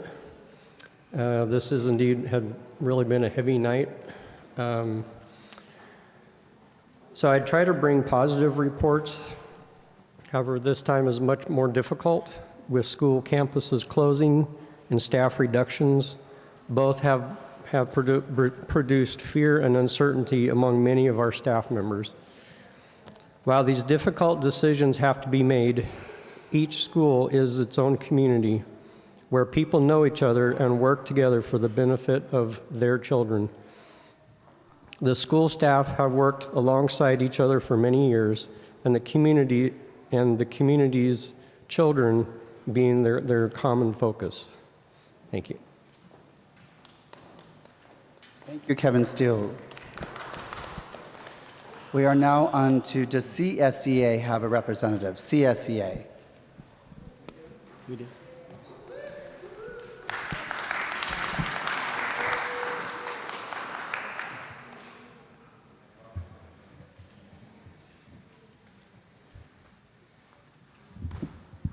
Thank you. My name is Colette Laie. I'm a library media tech, and tonight I'm here on behalf of the CSEA Vallejo 199 as a member at large. By March 15th, you are legally required to provide us with a definitive yes or no on the positions being eliminated and reduced. Tonight, you have all finally made a decision on what positions will be reduced and are eliminated by knowing what schools you'll close. However, if you had an ounce of human decency, you would understand the importance of providing us with these answers sooner rather than later. The amount of lives your decisions are affecting, the lives of our students, parents, and staff you're affecting is much bigger than those of you up there tonight. And that should be reason enough for you all to have worked harder for these answers. 147 days ago was the first meeting of 7-Eleven committee. They had met 6 times, yet the noticeable drop in public school enrollment had been noted by VCUSD since the 2018-2019 school year. Being unable to provide us with any definitive future path for so long shows a level of extreme unprofessionalism. Imagine being in a position of uncertainty for the future of you and your family, through no fault of your own.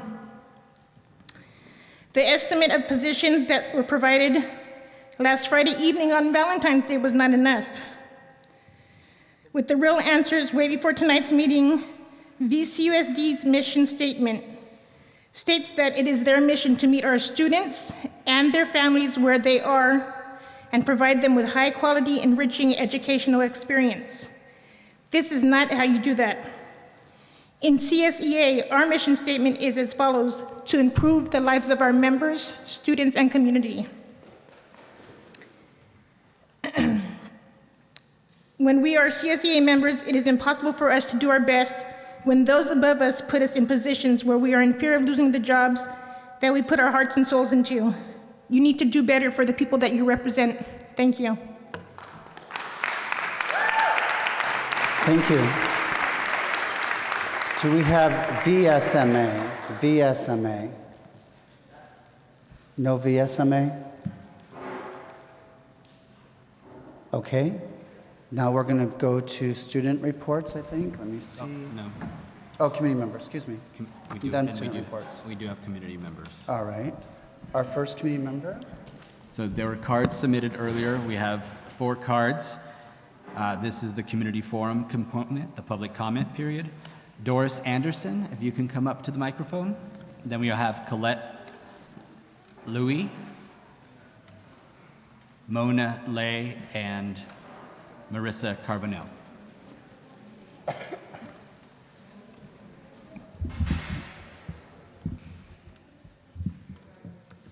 Hi, my name is Doris Anderson, and I am in the noon duty at Federal Terrace Elementary School.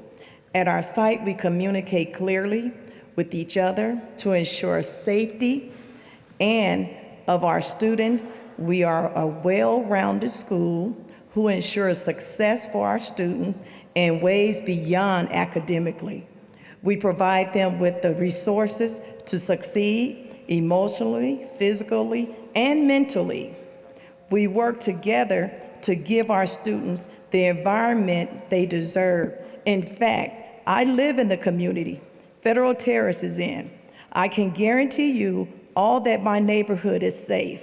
Not only do we have a homeowners association, but as an individual, we work to make sure that everything is up to order. I can truly say to you all, the community around and within Federal Terrace is a safe space for the children. I've been there for 10 years. I've been at Federal Terrace for 7 years. I have a senior granddaughter that's graduating this year, and it started at Federal Terrace. She has an academic scholarship, full ride to Bennett College, North Carolina. It started at Federal Terrace. Thank you. Thank you. Colette?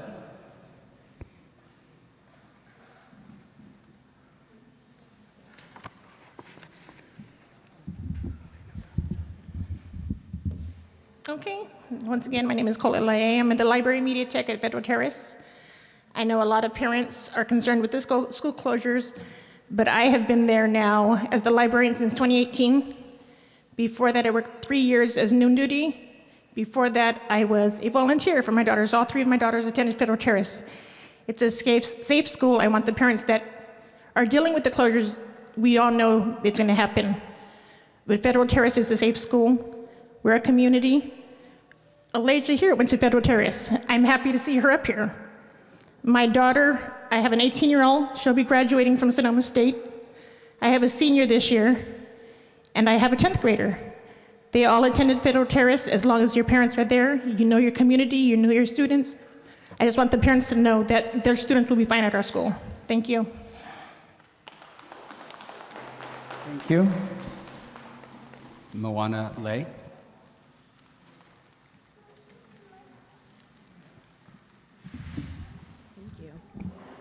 Hi everyone, my name is Moana Laie. I am her oldest daughter. I'm a Federal Terrace alum, as she mentioned, and while Federal Terrace is in closing, I feel like it's important for everyone here to know the role that Federal Terrace has played in my life and so many others' lives. I promoted from Federal Terrace in 2017, and all the lessons I've learned from Federal Terrace have stuck with me. Since my time as a Dragon, I've graduated from Griffin Academy High School. I was their first student board member after they bought back the position after I begged the superintendent. I was one of 2 of their first graduates, and I was the first student to graduate with an associate's degree. I did all of this at 16 years old. I'm now 18, and I am preparing to graduate from Sonoma State in May with a bachelor's in political science.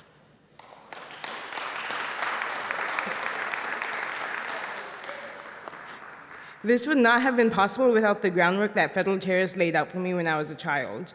I have always been a very social student, but there was never a time at Federal Terrace when I felt that my need for social interaction was a burden to anyone. Many students sometimes get shut down by someone who should care for them and lose their spark forever. I can proudly say Federal Terrace made me comfortable to be me. Sonoma State is in a position just like the VCUSD. They are closing many of our programs. To the families affected, I truly send my heart out to you. Having to uproot your future through no fault of your own is an absolutely horrible position to be put in. I full-heartedly stand here before you today to say the future of the students who are being affected are futures who hold the same potential as me.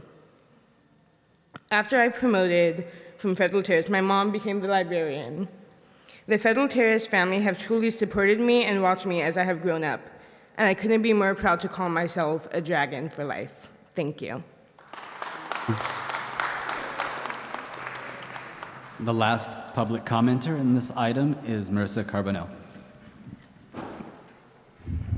Good evening, Board, Superintendent Aurelio. It's unfortunate that the families that spoke earlier are gone, and I'm sorry I wasn't here before. I was going to be here last week, but I was sick. I'm the principal at Federal Terrace, and I've been there. This is my 18th year as principal at that school. This is my 20th year in this district. And I'm going to tell you something. When I first got the principalship, I told myself I am not going to retire until I have a blue ribbon, nationally recognized school. And we're getting there. Slowly but surely, I know my school is going to get there. But in the last couple of years, I, like Trustee Flores, I don't want to work at a blue ribbon, nationally recognized school. I want to work at a magnet district.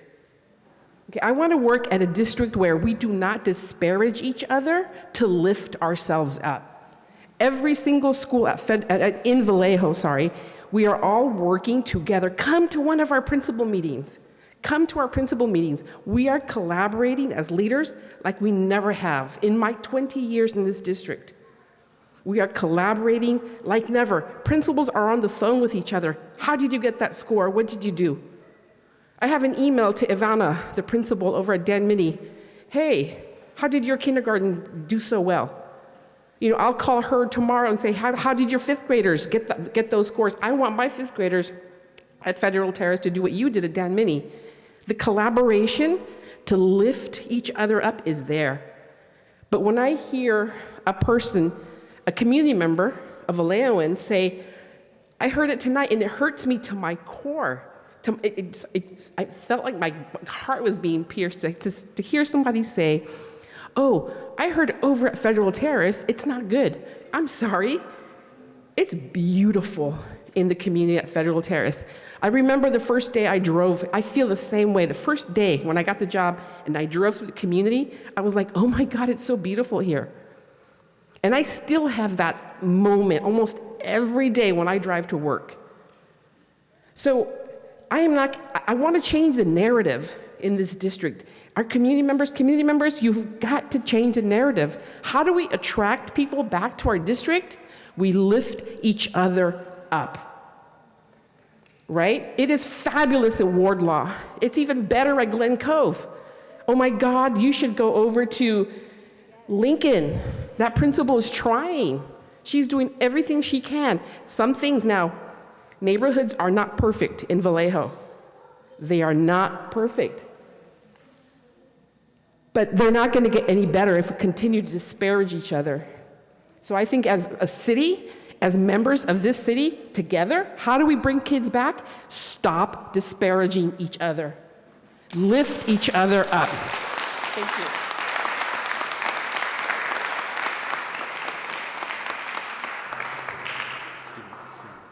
All right, thank you. Now we are on student reports. Which one would like to go first? Mr. Morales.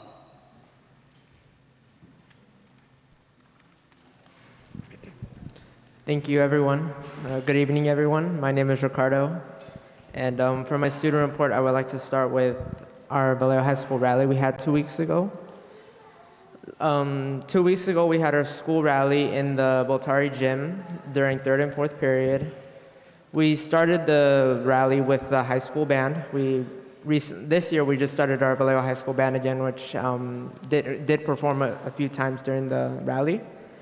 We also did a few games. We did the towel game. A towel game where we had a student lay on the towel, and then another student pushing them through the gym, and then going back. That was one of the games. That was just an example. And so when it came to the time with the rally, that's something I had a big concern with. So our rallies, I calculated the time, it was like about 47 minutes for the rallies, and I just want to know if we're allowed to have more time, or if there's a way we can change the schedule for that day for rallies, because when we were doing our cheers, our school cheers, there was no participation, there was no school spirit. And I believe that if we had more time with the students, 9th graders, 10th graders, all of them, I believe that we can show them why Vallejo High is a great school to go to and why it has a lot of school spirit. So yeah, I feel like in the future for both rallies, the one in the first semester and the one in the second semester, we can have more time. For the next thing I want to report is last week me and Trustee Alicia and I went to the NLC meeting with Miss Grace Barksdale and Miss Dilly, Miss Sharita Dilly. We met the new students who are going to go with us to Washington. They're very nice and fun. We also spoke again in the council chamber, and I believe when I spoke, I felt more confident in everything I said. I felt like I can speak freely. And today I went on a field trip with my medical career class, which is the top class for the medical field in our school. We went to the Sutter Health here in Vallejo. We toured around a few departments there in the Sutter Health, such as the labs that they do for phlebotomy, so blood, x-rays, radiology, stuff like that. Next, this week we have a meeting with the principal, ASB, and presidents of each grade. So I will be attending that. It's going to be at 8 to 8:30 around that time. So it's similar to the Superintendent Student Advisory Council meeting, but it's a lot shorter.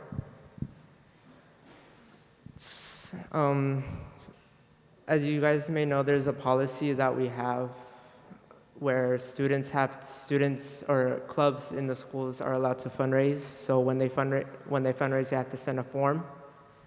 Superintendent notified schools that we had a policy, but we haven't followed it, and we should start following where students or clubs that want to fundraise, they have to send it to the board, and it has to be 2 months or 60 days before the fundraising happens.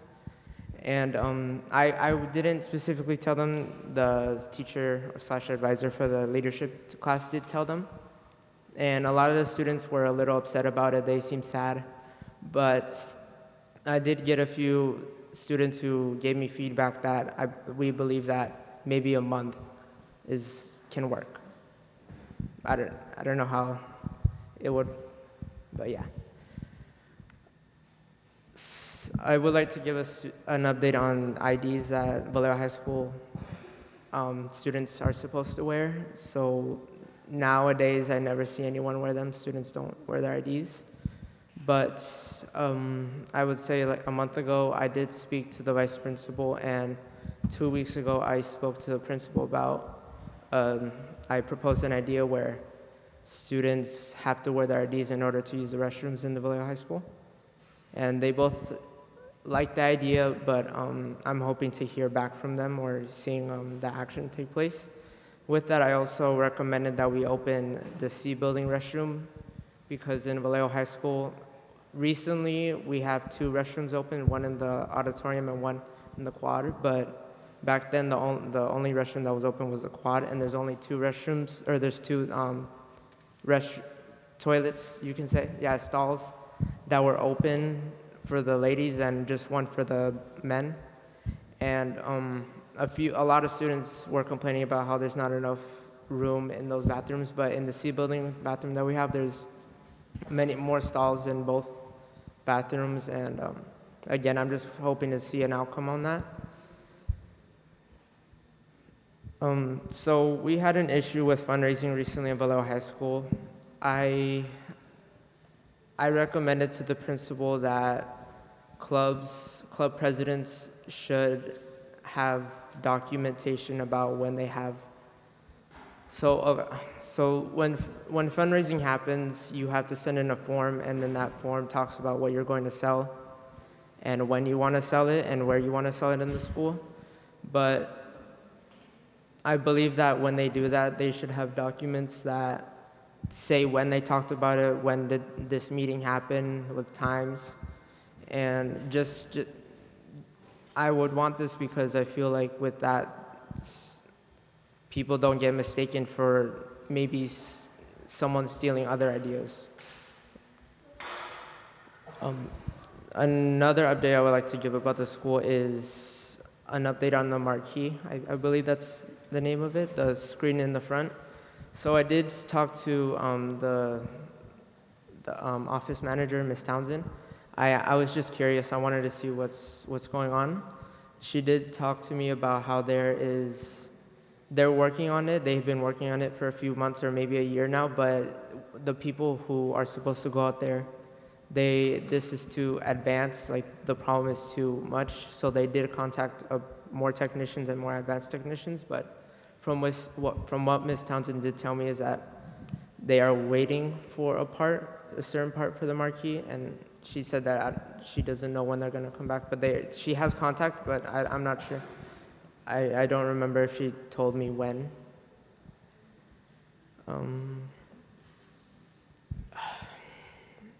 Okay. Last thing.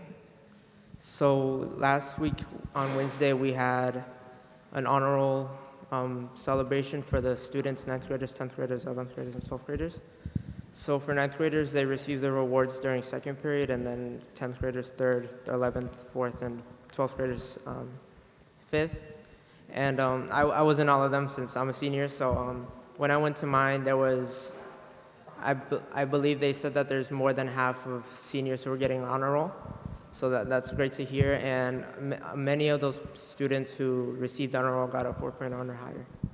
And that's my report. Thank you, Trustee Morales. Trustee Simmons? And trustees, after Trustee Simmons' report, I believe she has to leave, so we want to make sure we give her an opportunity to excuse herself.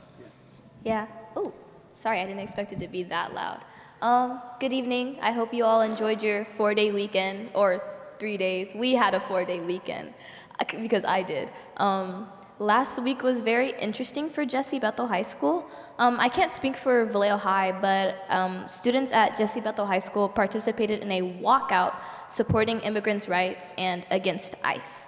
Lots of students participated in this walkout, some making posters and signs as they did for the protest we had 2 weeks ago, and which was also in support of immigrants and rights. Staff was very helpful in keeping the students safe during the walkout, and I really appreciate that. At Jesse Bethel High School, I noticed that with the things that have been going on, some students amongst all grade levels are struggling to focus on their schoolwork. There is a lot of worry and stress amongst students, probably not just at Jesse Bethel High School, amongst all the students in the district, about their safety or safety of their family members. At Jesse Bethel, our teachers and leadership have been trying to work hard to make events to distract and lessen the stress for our students. Saying that, we have a Mardi Gras parade happening next Friday, I believe, hosted by our French department, which I'm excited for because I'm in French club and I take French class. Last week, I also went with, as Trustee Morales said, I went to the youth delegation. We presented to the city about our Washington, D.C. trip that's coming up early next month. We met with the new youth delegates, and we were able to talk about our itinerary and our plans for when we go to Washington, some including youth leadership workshops and mingling opportunities.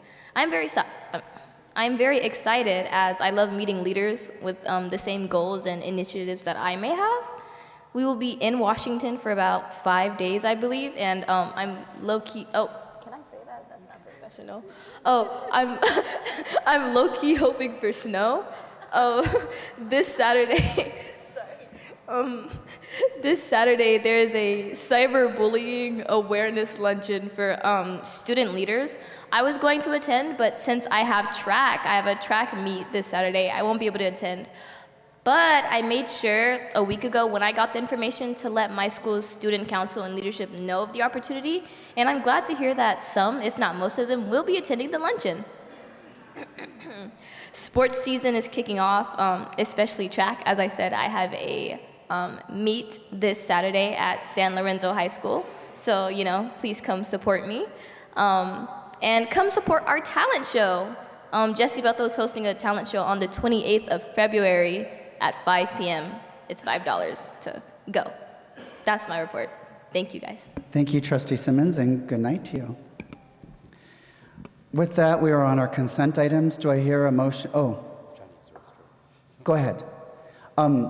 We are on agenda 8, consent A through K. A through K. Do we have a motion? Vice President Amboy? I'd like to make a motion to approve consent item 8A through K. Do we hear a second? Trustee Flores? Second that. Roll call. Trustee Morales is absent. Trustee Hodges? Aye. Trustee Flores? Aye. Vice President Amboy? Aye. Trustee Simmons is absent. Trustee Young? Aye. President Fox? Aye. The motion passes unanimously.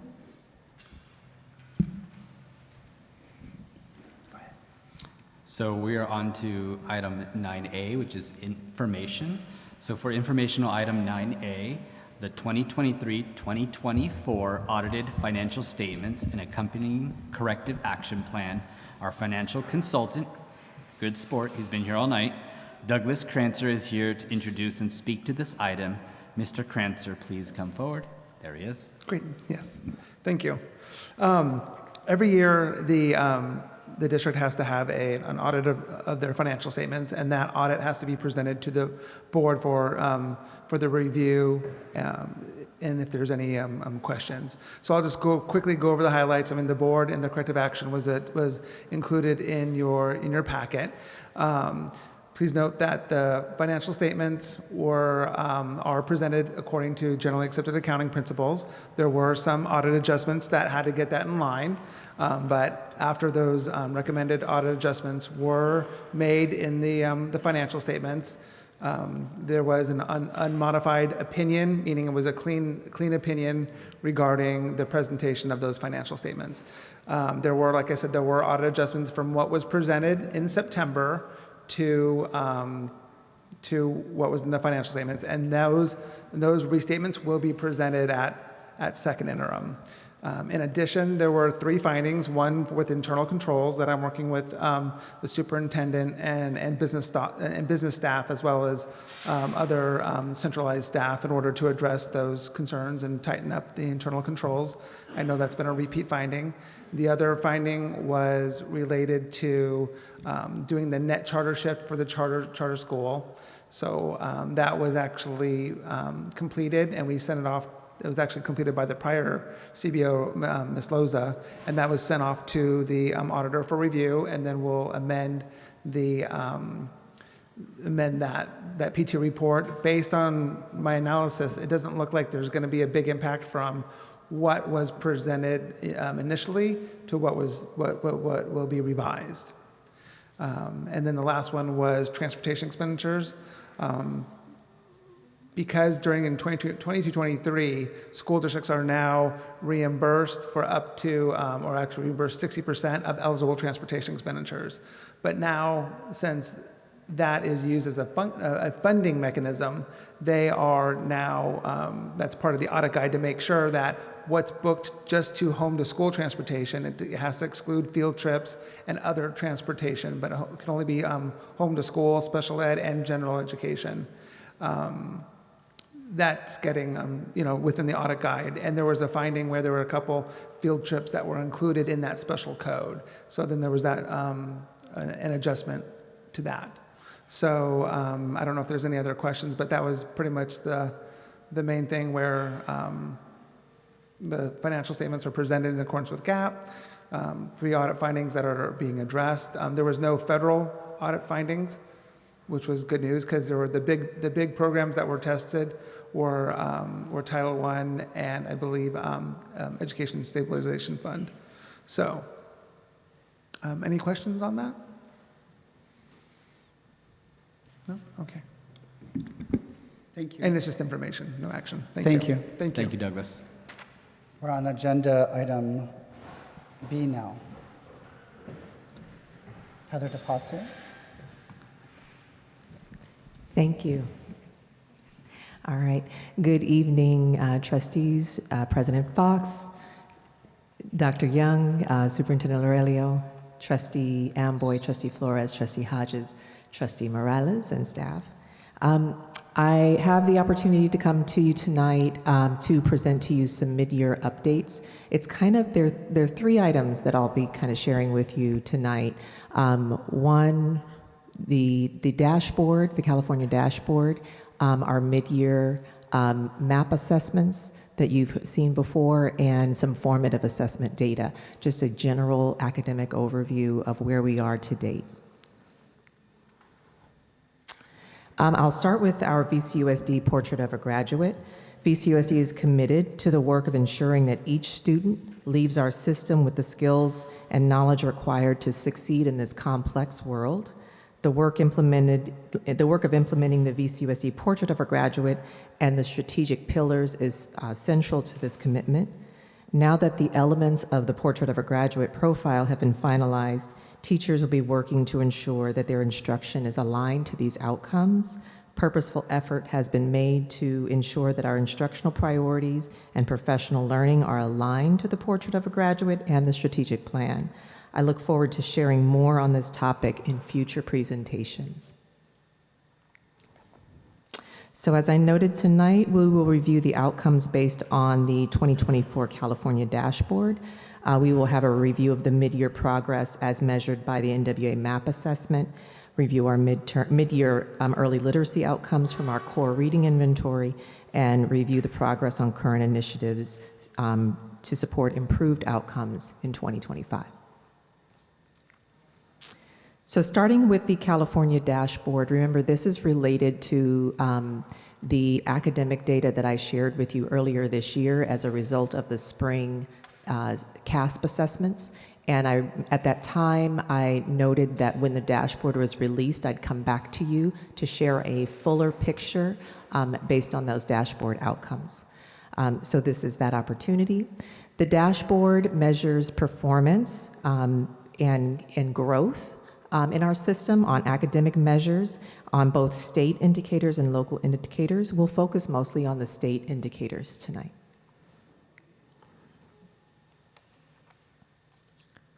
The academic indicators include academic progress in ELA, math, progress for our English learners or our multilingual learners, our college and career preparedness. It also measures and shows growth in student engagement related to chronic absenteeism indicators, our graduation rate indicator, and it also provides growth data on our conditions and climate related to, and that would be our suspension data indicator. The dashboard displays performance in all these pretty colors. We call it the 5x5. And the dashboard is a matrix that assigns a color depending on the performance level, the far left column, and the growth or improvement level going from left to right. Colors are assigned where the growth measures and the performance measures coincide. So as you can see, you have to be, as on the left side, high performing and significantly increasing. If those two things are true, then your color is blue. If you are low performing and not growing, then you will remain in red. If you're low performing but making improvements, then you'll see the color change to orange. So those are the different ways you can achieve those colors.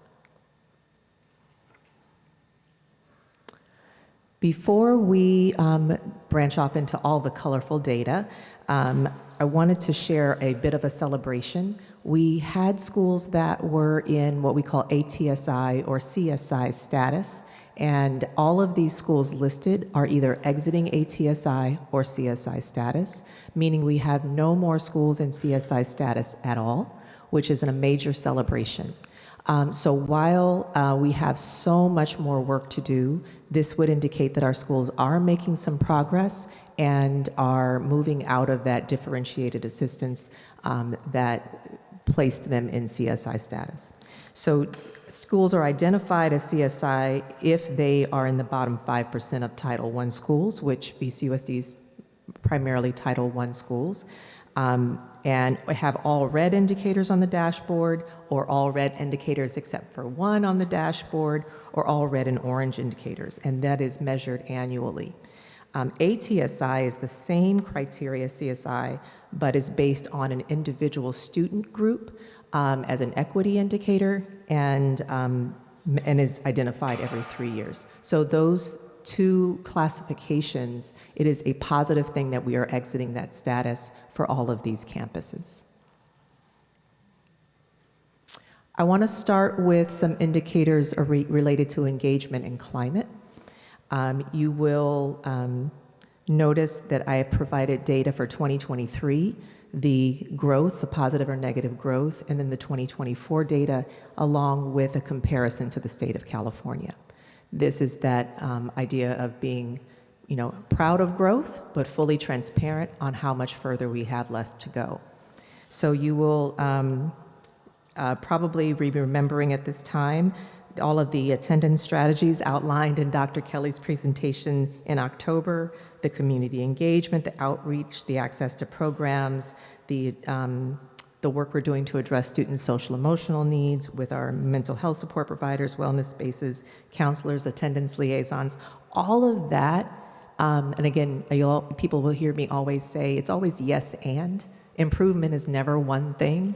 And so all of those efforts come together to support improvements. I am pleased that we have had a significant decline in chronic absenteeism, but you will note that in comparison to the average across the state, we still have a long ways to go. I am a bit troubled by the drop in the graduation rate over the last year, and later on in the presentation, I'll speak to some activities that are happening in response to that data. And what I also am very pleased with is that our suspension rate continues to fall, bringing us a little more in line with the average in the state, but not quite there. So that 1.9% drop just shows a consistent move toward the average. I also want to, I would be remiss if I didn't note the implementation of our positive behavior intervention and support response to behavior handbook that is now implemented across the district, and the implementation of all those key programs that our schools share with you, the Leader in Me, PACS, PBIS, Kimochis, all of those things that come before you are factors in developing climates in cultures where students remain fully engaged and there is less of a need for suspension and assertive discipline. I also want to give you the same information, but again, breaking it down by the student groups that are most significantly represented in our district to show where we are continuing to make improvements and where we may have some additional work to do to unpack what's behind the data. So this is the same factors as the previous slide, but related to our highly represented student groups. And so you'll see that for the most part, chronic absenteeism continues to move in the right direction. And for the most part, suspension rates move in the right direction, where we even see some students moving into the green.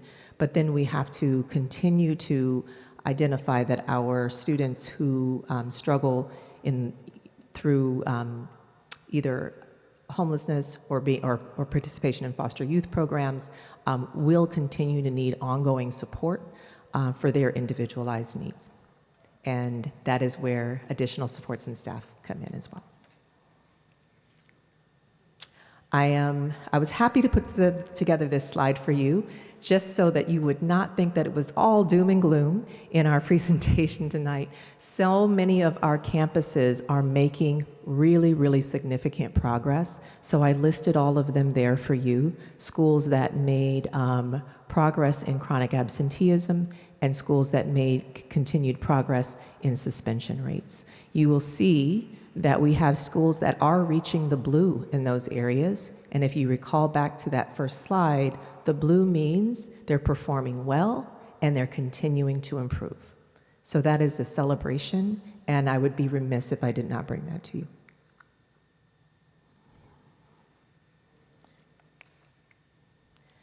Academic indicators are where we'll spend the next part of our time. Similarly, the slides will be formatted exactly the same as the engagement indicators, but we'll go into our key academic areas. So for English language arts, we did lose ground. And I did share this with you earlier in the year, and I'll show you a chart that you may recall.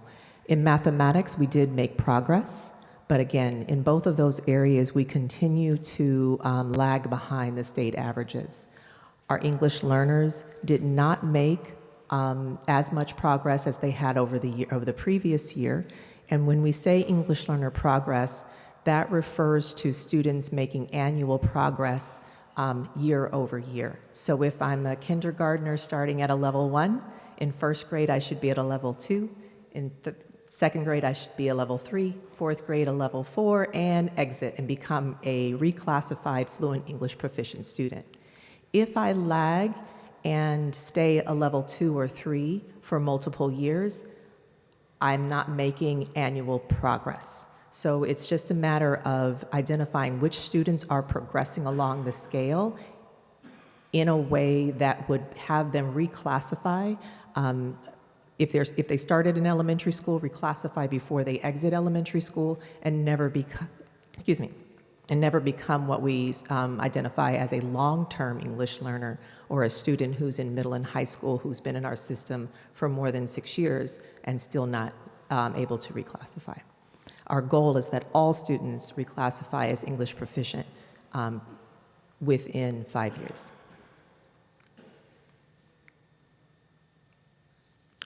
You will remember this slide from the presentation in the fall. This is just to better understand what we mean by distance from standard. The state threshold and what is considered the standard continues to rise grade over grade. And you can see our line in the blue below the state line, where our students are on average falling grade over grade. This information is the same as what I brought to you earlier this year. It's an important indicator of overall growth because it does allow us to identify growth within every achievement band, because even students who are scoring not proficient or not met in the standards could still be growing. Right? So we want to be able to use the distance from standard as a measure of acknowledging growth, and that's what the state uses it for. Right? We had the presentation previously that showed how many students are met or exceeded the standard, but this allows us to at least acknowledge growth, and that's what the state dashboard allows us to do as well.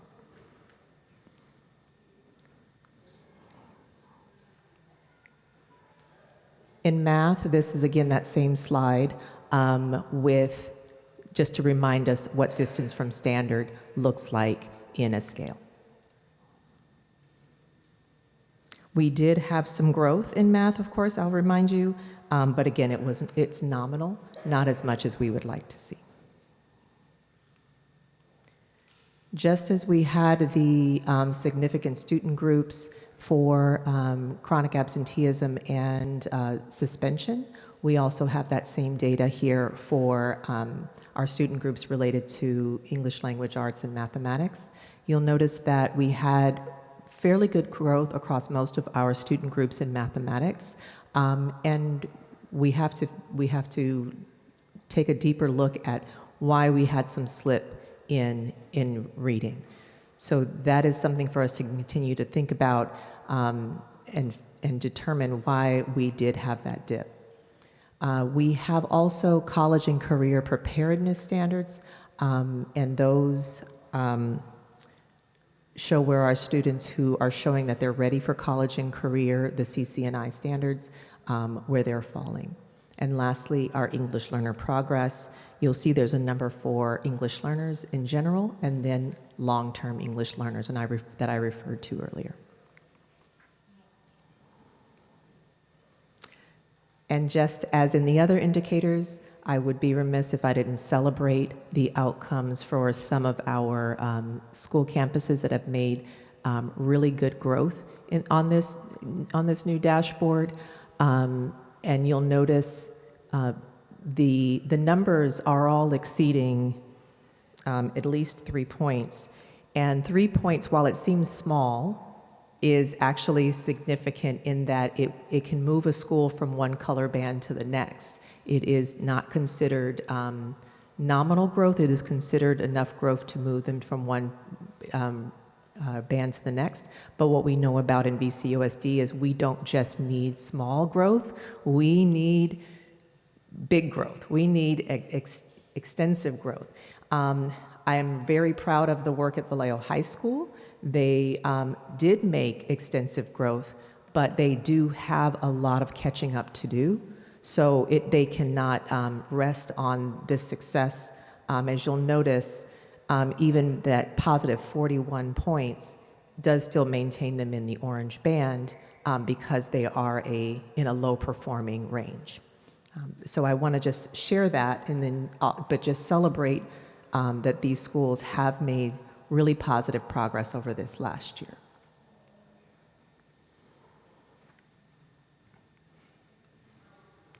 I wanted to also just give you context by providing a snapshot of where VCUSD compares to some of the charters.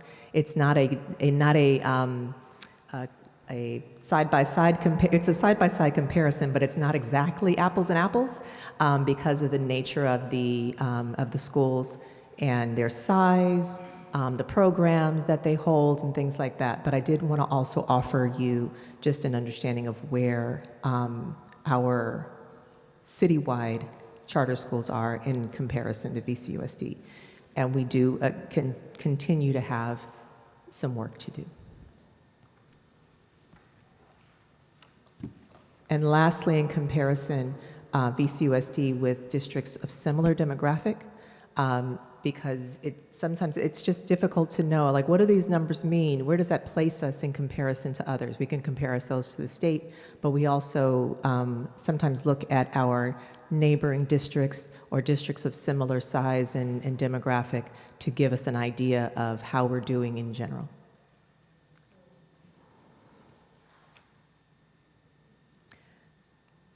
Now I want to transition. So that's a snapshot of things that have happened, right? That's all based on last spring's CASP assessment, or also called the Smarter Balanced Assessment.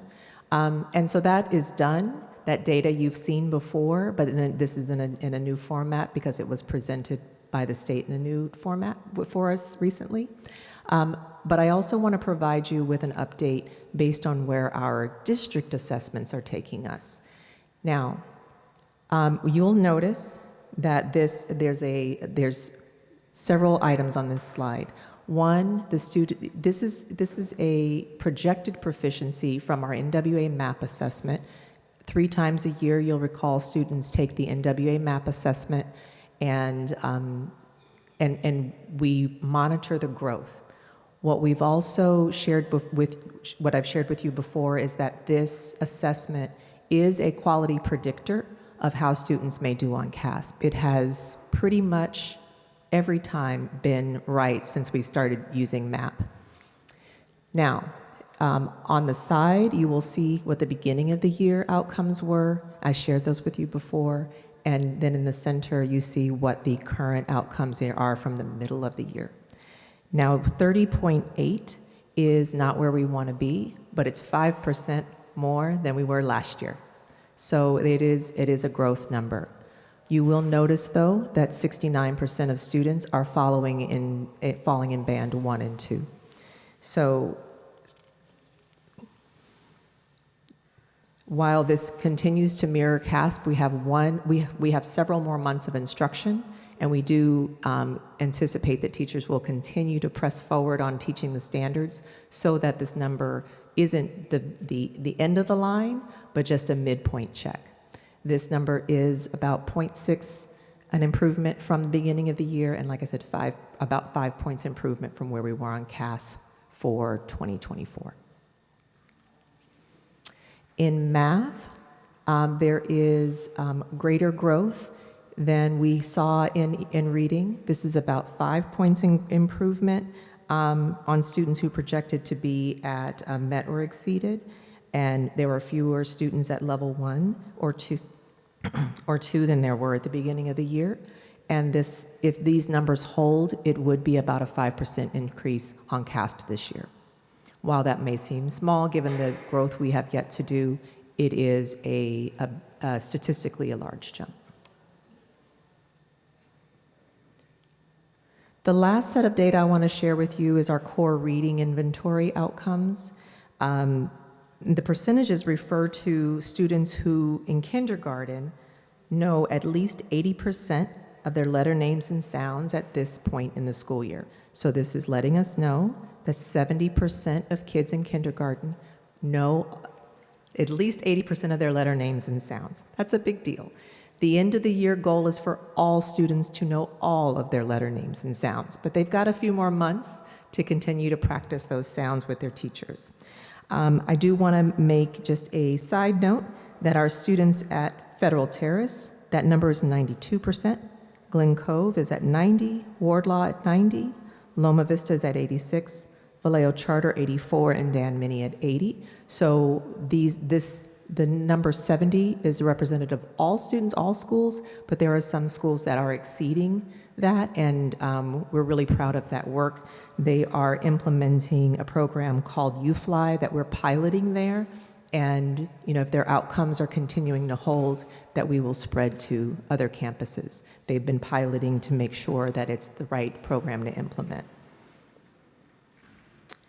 And one other note, 44% of our kindergarten students are blending CVC words, so that's k-at, right? And so that's an excellent progress, given that this is the first time they've ever been tested on that skill. So at the end of the year, we will see if that 44% turns into 100% of students being able to blend. Because if students can leave kindergarten blending words, they enter first grade ready to read.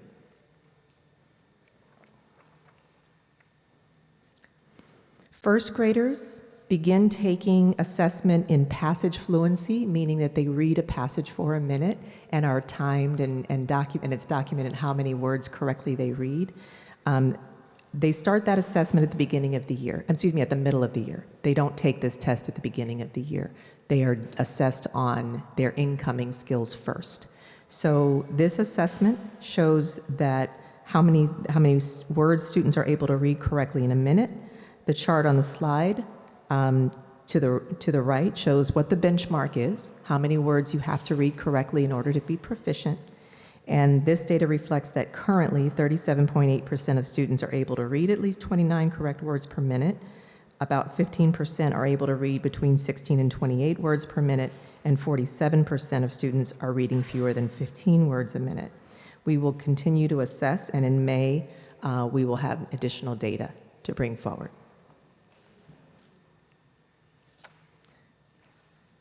This slide shows progress for second graders and their fluency rates. You'll see that there's two sets of bands because second graders have taken this test twice. So we can compare the beginning of the year with the middle of the year. What I am pleased to see is that we've about almost doubled the number of students who are proficient, and we have reduced by a lot the number of students who are in the intervention recommended range. So that indicates that students are making growth and that interventions are having an impact, and we will continue to monitor. And again, to the right, you can see what is considered proficient at this time. And you may notice that that proficient is a moving target, right? So right now, you have to read 84 words a minute to be proficient, but at the end of the year, you have to read 100 words a minute to be proficient. So it's always a moving target with student reading skills. So I've shared a mouthful, but I want to center us back to our VCUSD instructional priorities. I share this slide to make sure that the governing board and community are aware of the focus of our professional learning and coaching work. Our most recently conducted learning walks on January 7th and January 9th found an increased implementation of these key tenets in this document, including the effective use of structured student talk strategies and an emphasis on the use of the adopted curriculum and the implementation of strategies connected to the science of reading. So this is our guiding document. Along with this document, we have tools that we use that we call the look and listen fors. So if we are doing these things, what shall we see in classrooms? So I'm really proud of that work and those efforts. I'm really proud to say that across the district, not just instructional staff are participating in those learning walks, but staff from every division to make those connections of how their work impacts student instruction. So I want to come back to our continuous improvement journey. I've shared with you some things to celebrate, but also some sobering data as well. We don't take either of those items lightly. We celebrate hard, but we really continue to zero in on what we need to do. You can only celebrate for a few minutes before you got to get back to work. So each of these items has very specific actions associated with them. Overall, we're committed to be in service to schools so that schools can be in service to students and families. Service being defined as setting clear, measurable goals and aligning our actions to the outcomes of those goals.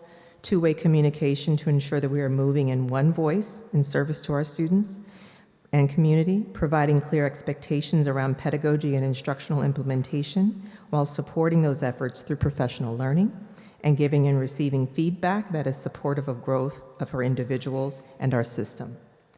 So we are going to continue to be focused on our instructional priorities. We will continue our focus on early literacy, and that's why I shared that data with you so you could see that progress, and making sure our strategies are aligned to the science of reading.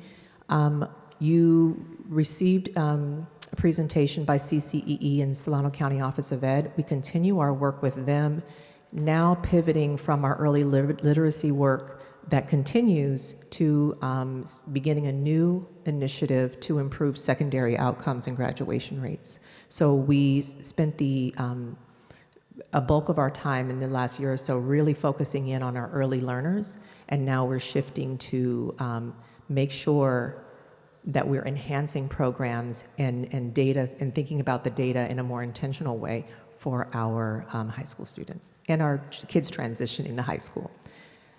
We are, of course, continuing our commitment to professional learning and coaching for all teachers to implement instructional priorities in reading and math, to make sure that we are not just using intervention, right? Intervention is important, but intervention does not replace first good instruction. Nothing replaces first good instruction. So we will emphasize that while we also utilize our framework for multi-tiered systems of support for all kids to make sure that where the needs exist, we're supporting. We will continue to maximize the relationship we have with CORE and Unbound Ed, because they've been helping with targeted professional learning and in reading and math instruction, and providing on-site coaching for teachers, teacher leaders, and principals to make sure we're well-grounded in the instructional work. We are continuing to invest in our teacher leaders to make sure that they can support instructional leadership on campus. And as you know, the Ed Services Department that reorganization has allowed us to be more nimble in our implementation of priorities with greater collaboration. I mentioned our learning walks protocol. We continue to do that process to keep a keen eye on instruction. 3 times a year, we go out in large groups and observe instruction at every campus. And so we will continue that practice so that we can speak clearly about what the needs of our organization are.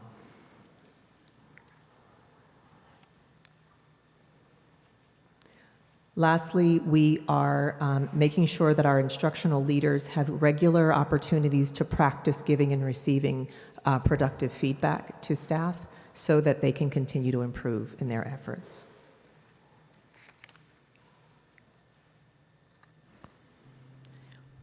We are continuing our focus on data. We are using our NWEA benchmark informative literacy assessments to provide guidance on the needs of our students. Site leadership teams are learning to use this data more effectively to make instructional decisions. We will continue to remain focused on improving attendance and school climate outcomes with the implementation of our attendance plan and our positive behavior intervention and support handbook. And of course, last meeting, you had a presentation by Cassie Gossett, Director Miller, and Principal Lubin to share progress on the LCAP. Those actions and activities are intertwined with the items that I'm speaking of tonight. So that was a kind of a broad, yes, we are implementing, here's what we've spent on these activities, but this is what the activities are really about. So to improve the outcomes for the student groups that we've identified here. So by applying all of these elements together, we will see improvements in our outcomes for students, and we are committed to using district, school, and student level data to drive decision-making and uncover the needs of our system. Lastly, I'll just share a quote. As a district leadership team, we view our work through the lens of continuous improvement. We are dissatisfied with the current outcomes, so we are staying disciplined in our approach and singular in our message. High-quality first instruction starting at the earliest grades and continuing through our high school programs must be central to our improvement plans. At the same time, we continue to provide targeted and intensive interventions where the students need that level of support. So I do remain profoundly optimistic, as the quote says, because I know that we can make those shifts, and we will continue. Thank you. Questions, comments from the board? Vice President Amboy. Heather, thank you again for your presentation. There's a lot to celebrate on this dashboard, and please extend our gratitude to all the sites regarding that. But thank you. Thank you.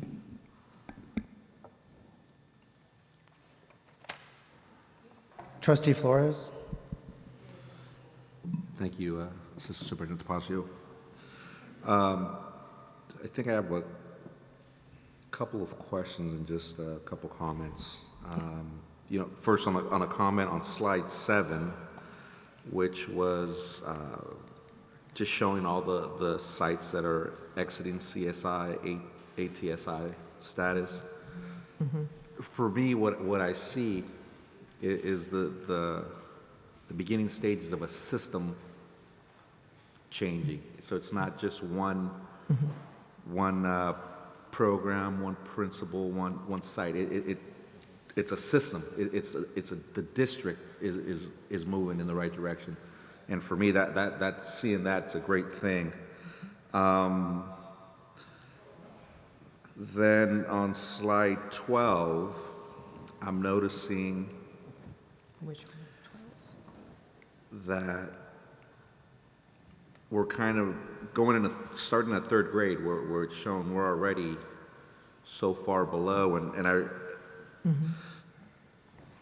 Remembering a presentation that I believe it was CCEE put on a while back and talked about when kids are behind at 1 grade level or 2 grade levels by the time they get to 3rd grade, and where at the top performing 14%. I think you remember that presentation. So I think my question is, are we focusing on that? I mean, is that like top priority that at 3rd grade? I mean, I know that we see the proficiencies and the tests and whatnot, but is part of our process now that we're focusing on that early in? Yes. So for the last several years, we have had, post-COVID and to now, we have spent a significant amount of our energy focused on early literacy. That directly impacts that 3rd grade number, right? And so that's why I shared with you those kindergarten, 1st and 2nd grade fluency data sets, because they will impact how outcomes appear for those kids going forward. That early literacy work continues full steam, and staff is continuing to provide professional learning. Teachers are really engaged in the work and understand the impact. That being said, that's that first good instruction part, where teachers are doing high-quality phonics instruction and phonemic awareness instruction daily in the classroom in a very targeted and intentional way. In addition, in our LCAP, the board has approved work with Hey Tutor, for instance, and other intervention staff, where we're seeing that those students who, gotta find the right slide. Those students who still remain in that intervention recommended category are getting that intervention. So while we continue with that high quality phonics and phonemic awareness instruction, we have targeted supports for those students specifically, where they're getting additional doses in an intervention program like SIPS is a name of one, or direct instruction with their classroom teacher. So all of those programs in progress will continue. We want to protect the instructional programs as much as possible in all of these budgetary cuts that we're making. We're working hard to protect those programs that could continue to move this data in the right direction. But yes, that continues to be a significant area of focus. And while that work is continuing, it is a big part of our professional learning plan, for instance. While that work is continuing, we also want to attack the head of the snake over here at our high school and make sure that those outcomes for our kids at the top are not neglected, right? So we can do two things at one time, right? Because we've given our elementary teachers a running start because that data is so critical. They're not going to catch up if we don't catch them up before they get the upper grades. And just real quick, following up kind of on that in regards to the high school, you said the portrait of a graduate, the profile's been finalized, and these are the things we want our graduates to have when they graduate. Our metric measurements, have you developed how to track, as the kids are going, that okay, they've met these, the requirements that we have? So our metrics, are multifold, right? There's the academic metrics, there's the engagement. All of the metrics that you see tonight are part of those metrics. But in addition to that, the next step, now that what's on the screen has been finalized and we know what we're calling everything, in collaboration with community members, teachers, classified staff, there was a big collaborative effort to define what are the things we want to see of all students as they exit our system.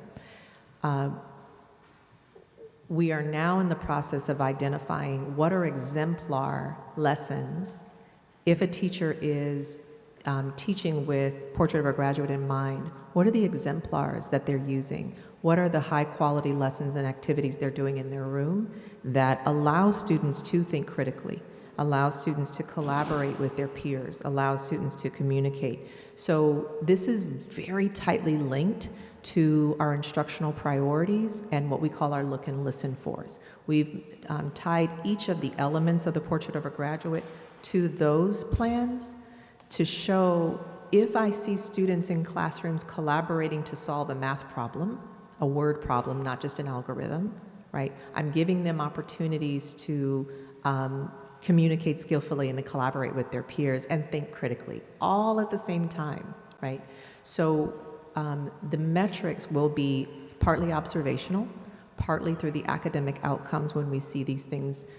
When those things are happening, the needle moves academically as well, right? We start to see progress on multiple indicators. Remember, it's yes and, it's everything. Never one thing is going to move the needle.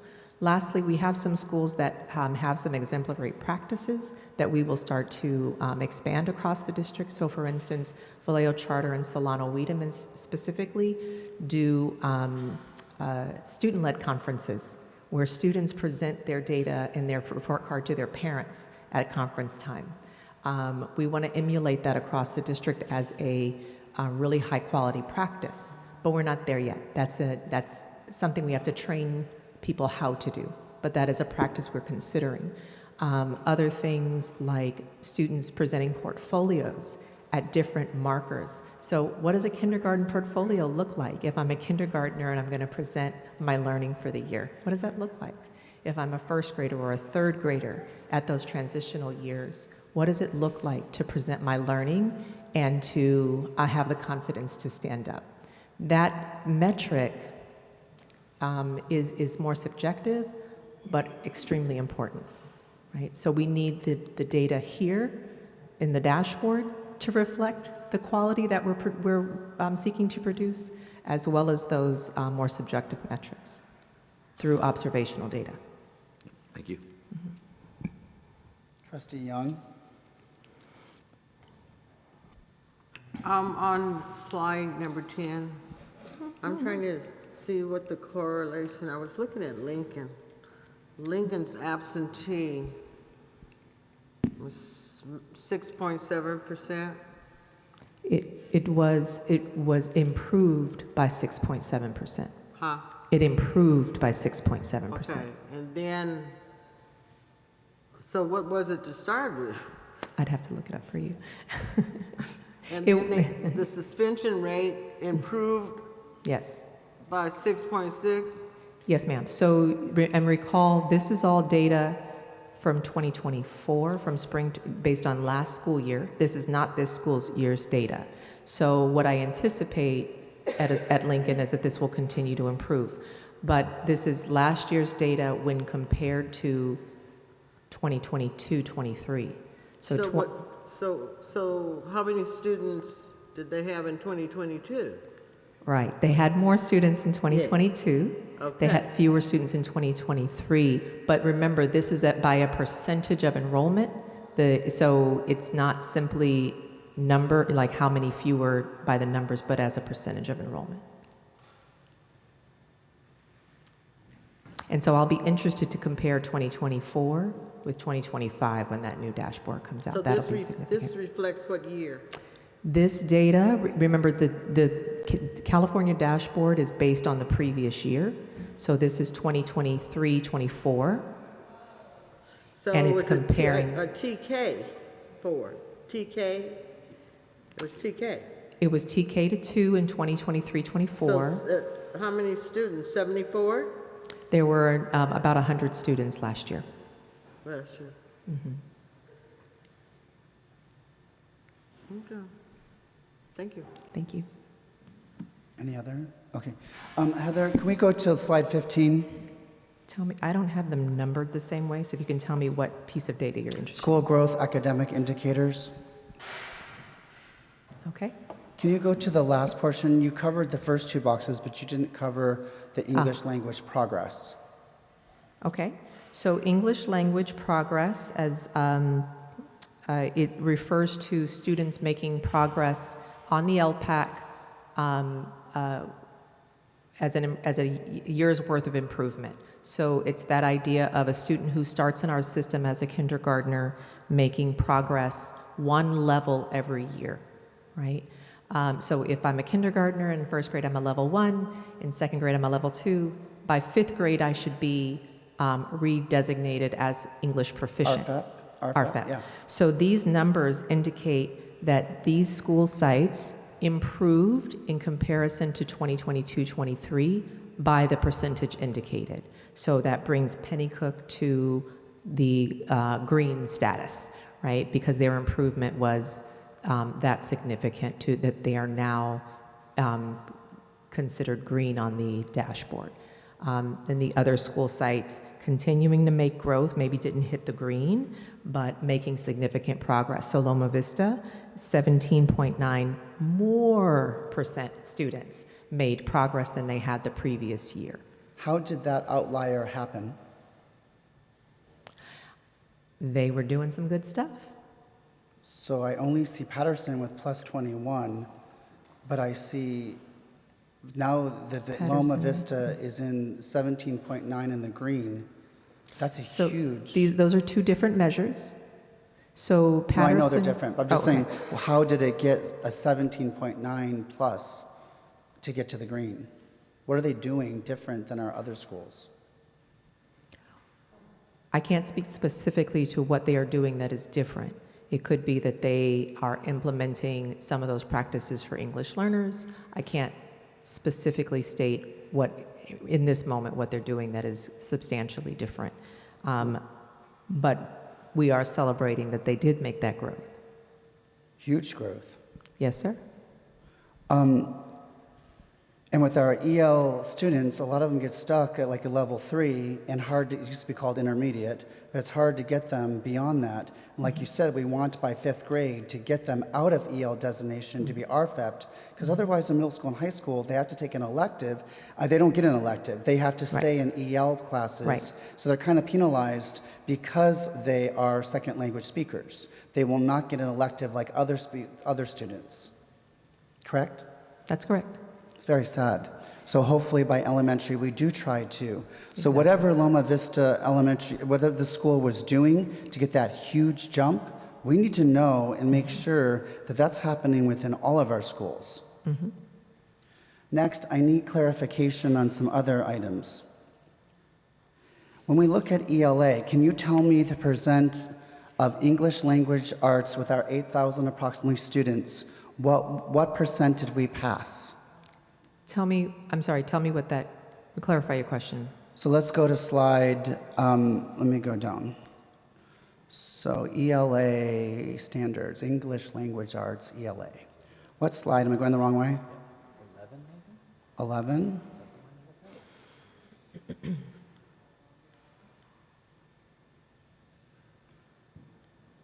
What is our percent for ELA for the district that we passed? The whole district. When you say passed, are you referring? I want to know percent. Did we pass by 20%? All the standards, are we proficient? 30%? Or what are we deficit? Are They you should talking equal about? 100%. Are you talking about on the CASP? Yes. Okay, so levels 3 and 4 on the CASP. We were about 25% on the 2024 CASP assessment. And 20, what is that number? 25? 25% proficient of the whole district? Level 3 and 4, yes. So 25%, 75% of the district was not proficient. Right. So that equals 100% of the district. So when you have 8,000 some students, only 25% of the 8,000 We're scoring in 3 or 4. That is correct. passed or are proficient. Right. Okay. And 75% of our district is not passing. Correct. That's for English language arts. Yes, And sir. we declined in English language arts, correct?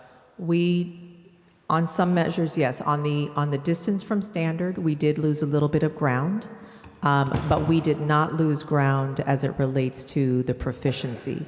That stayed similar, about the same with a small amount of growth. And if you recall, when I brought the proficiency data to you earlier in the year before the dashboard was released, it was about at 25%. That is why I shared the projected proficiency data with you to show where we're on track to perform this year.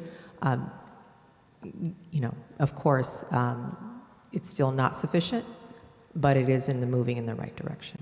Okay, now can we do the same amount for math? We have, related to math, did I do math first? Can I just quickly clarify? I just want to, when we're talking about the CASP score, the ELA and the math, and I just looked it up too, it's not the whole district that tests, right? Remember, we have testing grades, so 3rd through 8th grade and 11th grade. So just so we have context. That's correct.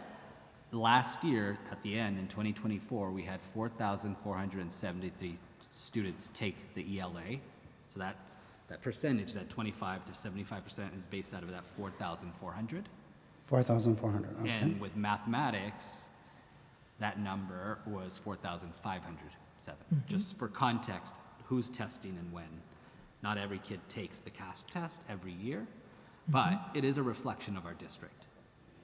Yes, and that's what that's a reflection of our district. I know. Absolutely. When I hear numbers, I like to make sure we're specifically talking about the right numbers. Thank you. What's our math?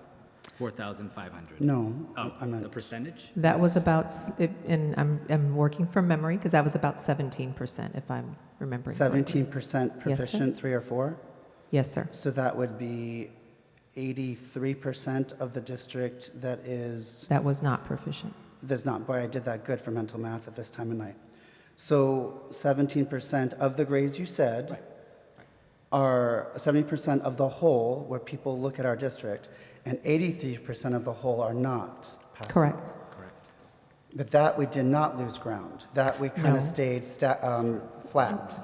Yes, and so our data overall comparing 2022-2023 with 23-24 was fairly flat. I'm sorry, excuse me. Now my ear, yes, it was fairly flat. And so when we get our 2025 results, I'll be looking for that growth that is projected. Okay. Mm-hmm. And what are with this data, how are the principals talking with teachers or trying to figure that out at this moment? You showed that kind of the last slide, second to last slide. Have they seen this data, and are they analyzing and dissecting this data? Absolutely. Thank you. The next question, since our scores, unfortunately for the 6 years I've been here, they're not making much progress, which is really sad, but are we still in jeopardy of a state curriculum takeover because we're not making progress? Not at this time. Okay. But we're not making much growth either. We are not making the growth that I would like to see as quickly as I'd like to see it, but I do feel we are making growth. And that's why I tried to show a mixed opportunity for you to see where we're making growth and where we're not, while still being very transparent that I am not satisfied with where we are. Neither is any member of the team. No principal is, no teacher is, no director, administrator, support staff is pacified by the small amounts of growth we see, but we do want to acknowledge the growth and celebrate it. Yes, it's great for the amounts of growth, but it's just so frustrating when year after year after year, this is not like taking off to where we want it to go. Right. I know things take time. We had comments tonight about making this district a magnet district. Mm-hmm. I'm having trouble with that concept with year after year after year. I see the hard work you're doing, and I hear the hard work and we're trying to do, but there's something that keeps getting in the way. And I think we need to figure those obstacles out quick, what's getting in the way, because otherwise, again, when people are making decisions, again, if this was related, we are a business, but if you relate this to a business, we'd be out of business. So anyways, thank you, Mr. Pasio. Any other comments or questions? Trustee Young. What slide is this?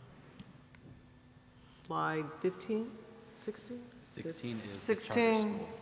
Charter school comparison? Yeah. The Yes, charter ma'am. school comparison. Yes. Can you explain to me this? I'm not quite under, because the way it's looking, they're not doing too great compared to us. Well, we have some areas that we have made, it's really important to always look at did we improve, did we decline? That's the measure I look at. And we can see who improved or declined in different areas. I only provide this slide as context for around our city, the state of education in our city as a whole, where people are having success. There is success in our city. It should be giving us hope that we can continue to progress. Certainly keeping in mind that, like I said, this is not apples and apples comparison. These are very different programs, so it's hard to make a direct comparison.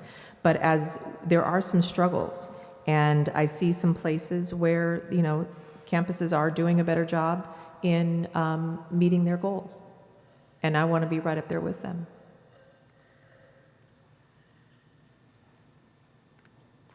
Is there a section that you had a particular question on, I'm not understanding 108.3 points below standard improvement. Oh, okay. So that's what I'm not understanding. So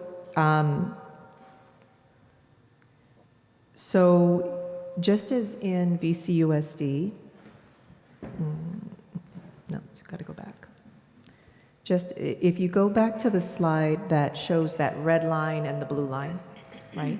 Distance from standard. If the standard is the red line, let's just call that 0.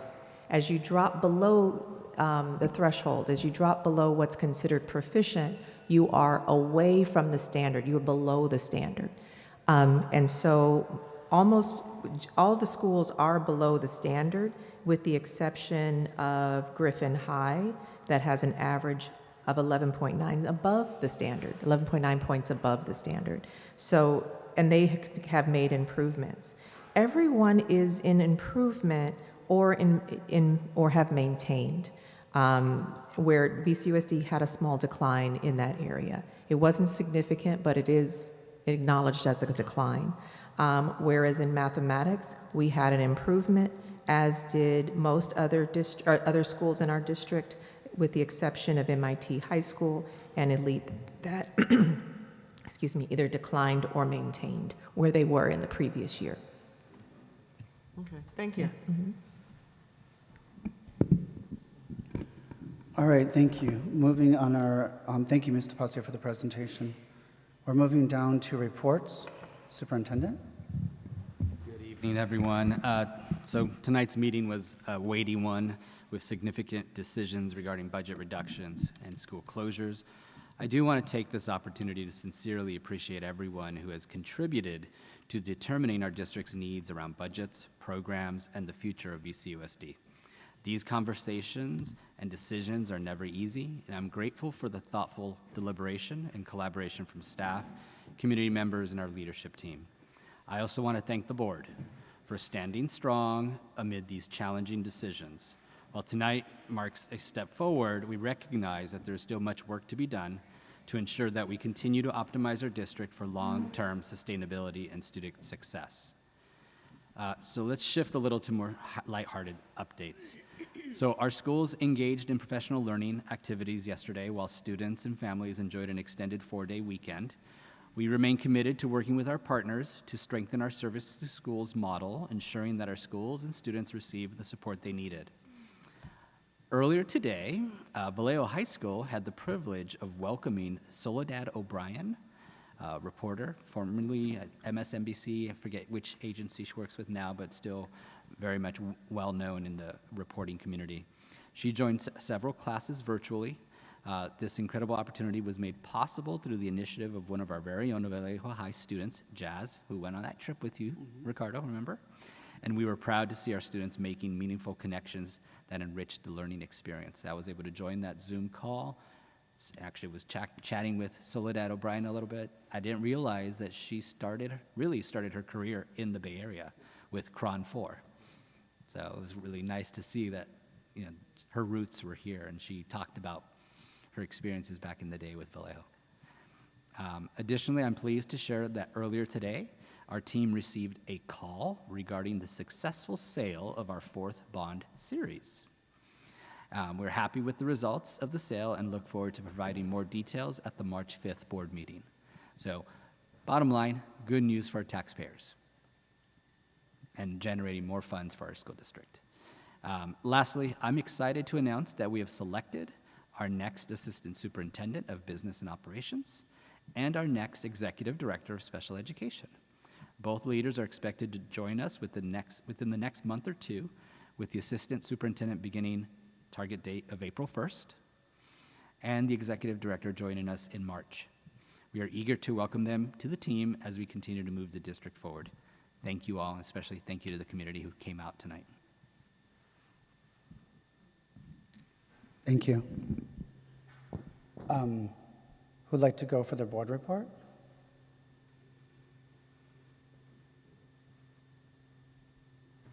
I'll keep it short. Attended my first 2x2 meeting earlier this week. Was a really good experience. Look forward to many more meetings to come. And that's my report for today. Trustee Flores? I won't make my report short, but I won't make it long either. Anyhow, I attended, this past Saturday, I attended a community violence prevention town hall at Taylor Chapel CME Church. It was put on by the church with some fellow clergy members. as well as County Supervisor, District 1, Cassandra James, Mayor Source, and Councilmember Letiju were there. The discussion was about, the issues in the city of Vallejo, because, and how it ties into to our schools, is because a lot of times we hear about how bad schools are, but the justification of that comment is based on things that are happening off campus. So with that, the city, the council is really making an effort to work from State Assembly. Assemblymember Wilson is collaborating and supporting. Supervisor James is supporting. City Council, Mayor, they're all supporting. And one of the things they talked about was in regards to quality of life crimes, right? And those are the things, the speeders, the prostitution, the broken window stuff, right? And obviously some of this stuff is bigger than broken windows. But all of that affects how a city gets looked at, and all of that affects if a family wants to move their children into this city and to be a part of this district. So it was really, I was really hopeful to hear the changes and where they're going to be tackling things from the city side of it, and where we can, as a district, contribute as well. The other thing, kind of on that, I wanted to take this moment to commend the Lincoln site safety staff and all those that were there.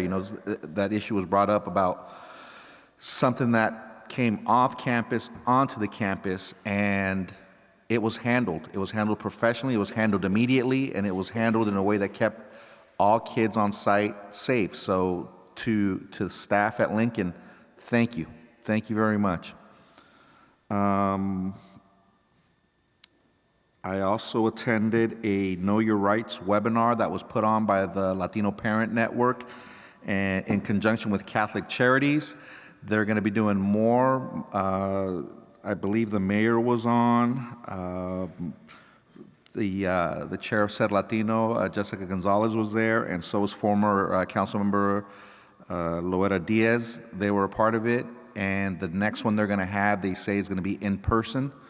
So tying that in through my work, I've actually been able to communicate and get in contact with a gentleman by the name of Jose Arturo Ibarra. He's a presenter and a strategist for an organization called Conozca sus Derechos, Know Your Rights. And that organization is enthusiastically going out into the community and presenting Know Your Rights seminars. They actually have some links on a website for Know Your Rights informational, I guess, a YouTube presentation they have. And if you want those links, I'll forward them to anyone and to those in the community. C. Flores at VCUSD.org. Please reach out to me and I will connect you with that. Additionally, I see one of my favorite people in the district, our principal of the adult school, Ms. Dutch, and see if we can collaborate and maybe getting some of these in person, because primarily he works out of Sonoma County, but in the email that I had with him, he says that he is more than willing to come to Solano County to do the presentations to anyone and everyone, tailor them to a specific group. So if it's something for our school district, for our parents, they're more than willing. He's also going to connect me with links to resources that are zip code based, so that way, any resources that are within Solano County, we can pass them on to our community, to our parents. And that's one of the things I had a conversation with during that violence prevention, that we as a district need to be leaders in getting all this out, because this is where the community is. This is where there's more trust in the community at the school sites with their principals. That's where parents trust, not so much school board members or council members. So I think we need to be on the forefront of this. And kind of just tying into that, I'd like to know, and maybe I can work with you, Trustee Amboy, in regards to the Filipino community, right? Because all this stuff about immigrant policies and all, it's been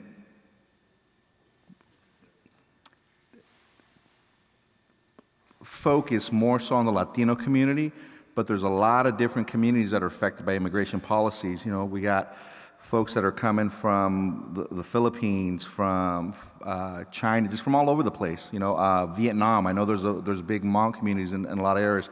So I'd like to know if there's resources that the Filipino community needs. If we can tie these Know Your Rights campaign in with those resources in the Filipino community. And also with the LGBTQ plus community, because that's a population that's also being attacked right now. So I know I've asked about the Gay Straight Alliance here, if we had something on, or if we can get something started, or what we can do to help support our students, our parents that are part of the community in the LGBTQ plus. So. The last thing I just want to comment on is how inspirational the words of the federal terrorist principal, Marissa Carbonell, excuse me, I'm sorry, that's leadership. That to me, that is my philosophy in how I move in my actions and the things that I bring to the board. If I get passionate sometimes up here when I hear people, or I interpret people disparaging the district or Vallejo, it's because I love this place and I want this place to be everything I know it can be and everything it should be and everything it's been to me, because this community has given to me. It's given me education for my children. It's sent my kids to college. I found my trade here, at the local here in town. So anyhow, I just want to work with any and all folks on all these issues during these troubling times. And again, C. Flores at VCUSD.org. Please don't hesitate to reach out. Good, bad, ugly, indifferent. I don't take it personally. Thank you. Thank you. Our next, Mr. Hodges. I'm going to be very short. I've had an opportunity to interact with parents in my area that have very, very young children. Some are going to start pre-K in the fall. So they've kind of reached out to me, which is a good thing. It's given me an opportunity to give them a face for the school board and then answer a few questions. A lot of them are just completely unaware on how the system functions, and they're very concerned, inquiring about other school districts and things like that. So I've had an opportunity to talk to a few parents in my area. Thank you. And on top of Trustee Flores, the comments from the principal from Federal Terrace has motivated me to reach out to her. I took a note, to reach out to her to try to attend some of the principal meetings. So I'm gonna try to do that. That's it. Thank you. Trustee Young?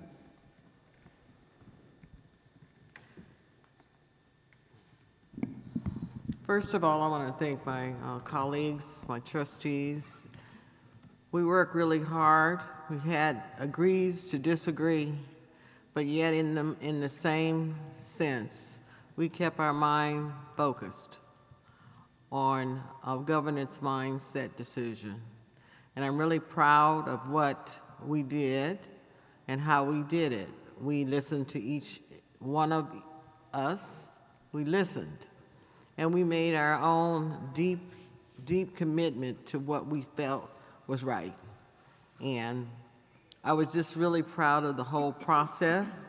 I thank Superintendent for guiding us along the way, because this is a hard journey that we're going to have to make. This is just the beginning. This is just the beginning, and we have to continue to keep our mind set and going the right way. Yes, we're going to agree to disagree, but the bottom line, sovereignty is one thing, student achievement is another. It's the pillars that we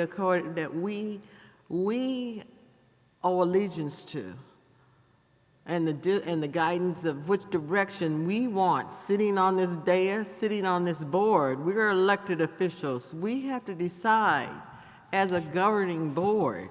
And as I said, we will agree to disagree. But we have to also go back to that governance mindset. What is good for those 5 pillars? So thank you. I'm honored to be part of this colleagues that I have, and we will continue to do the right thing. You know, we have to go home and think about it. I have to go home and think about it. Did I do the right thing? In my heart, in my mind, I did the right thing. So that's all I need to know to keep on pushing. We can't stop now. Thank you. Thank you.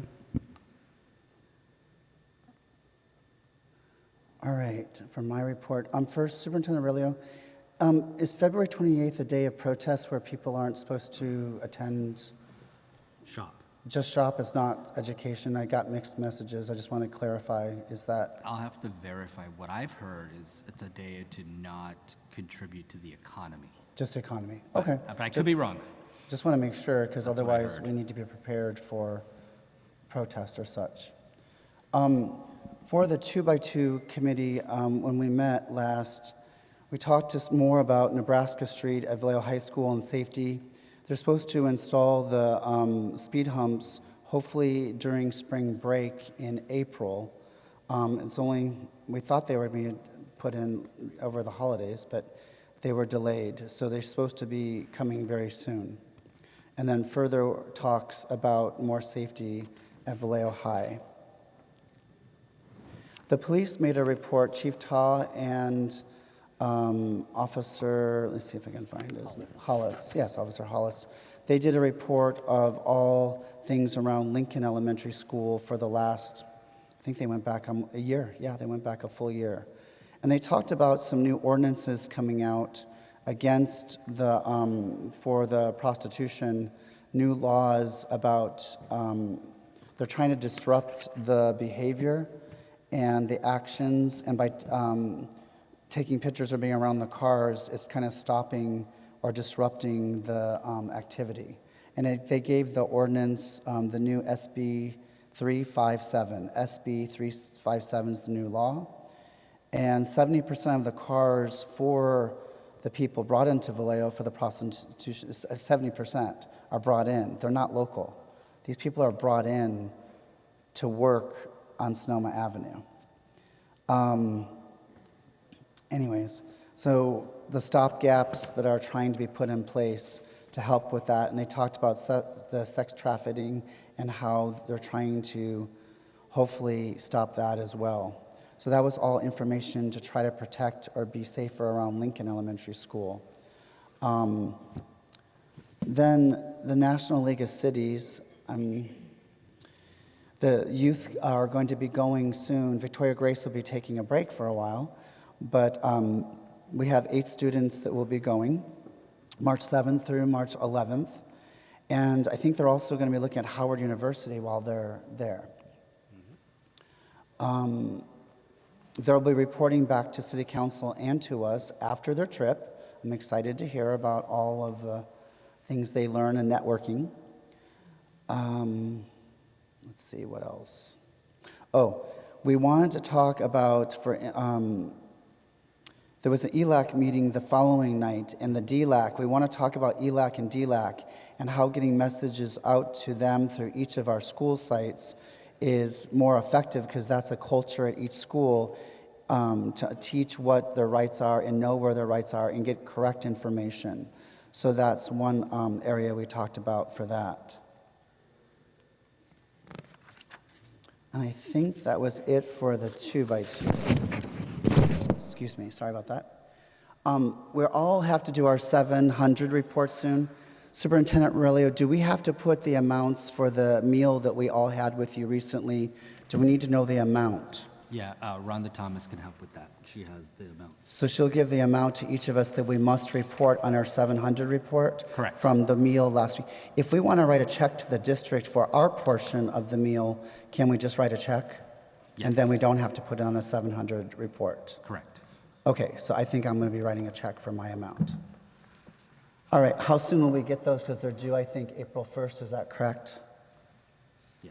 Okay, so there's a timeline to that. Again, you must report that as a gift. Let's see if there's other...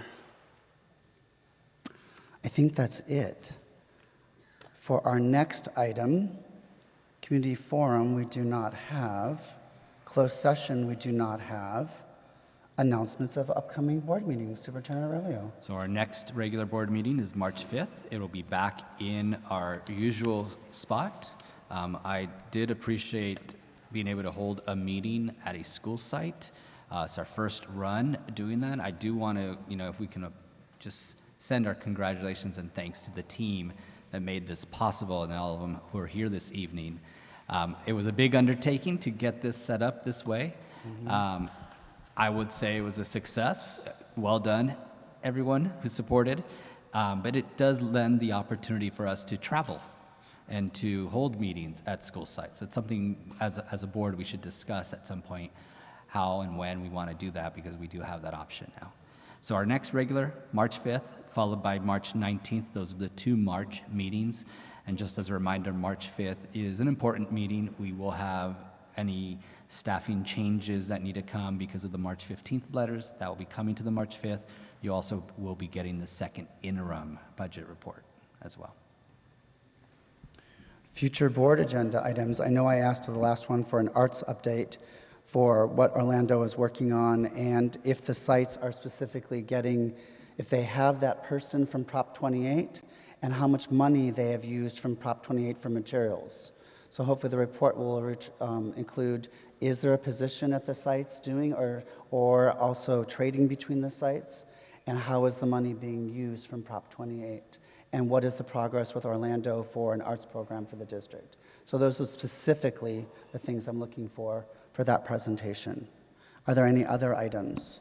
Vice President Amboy. Now that we voted earlier this evening, I was hoping that we can have some kind of transition for the community, so they know exactly what our plans are, whether that's on email, Parent Square, or we do another presentation, so they have a better understanding, and so that we're 100% transparent, basically. Yeah. Thank you. Thank you. Trustee Flores.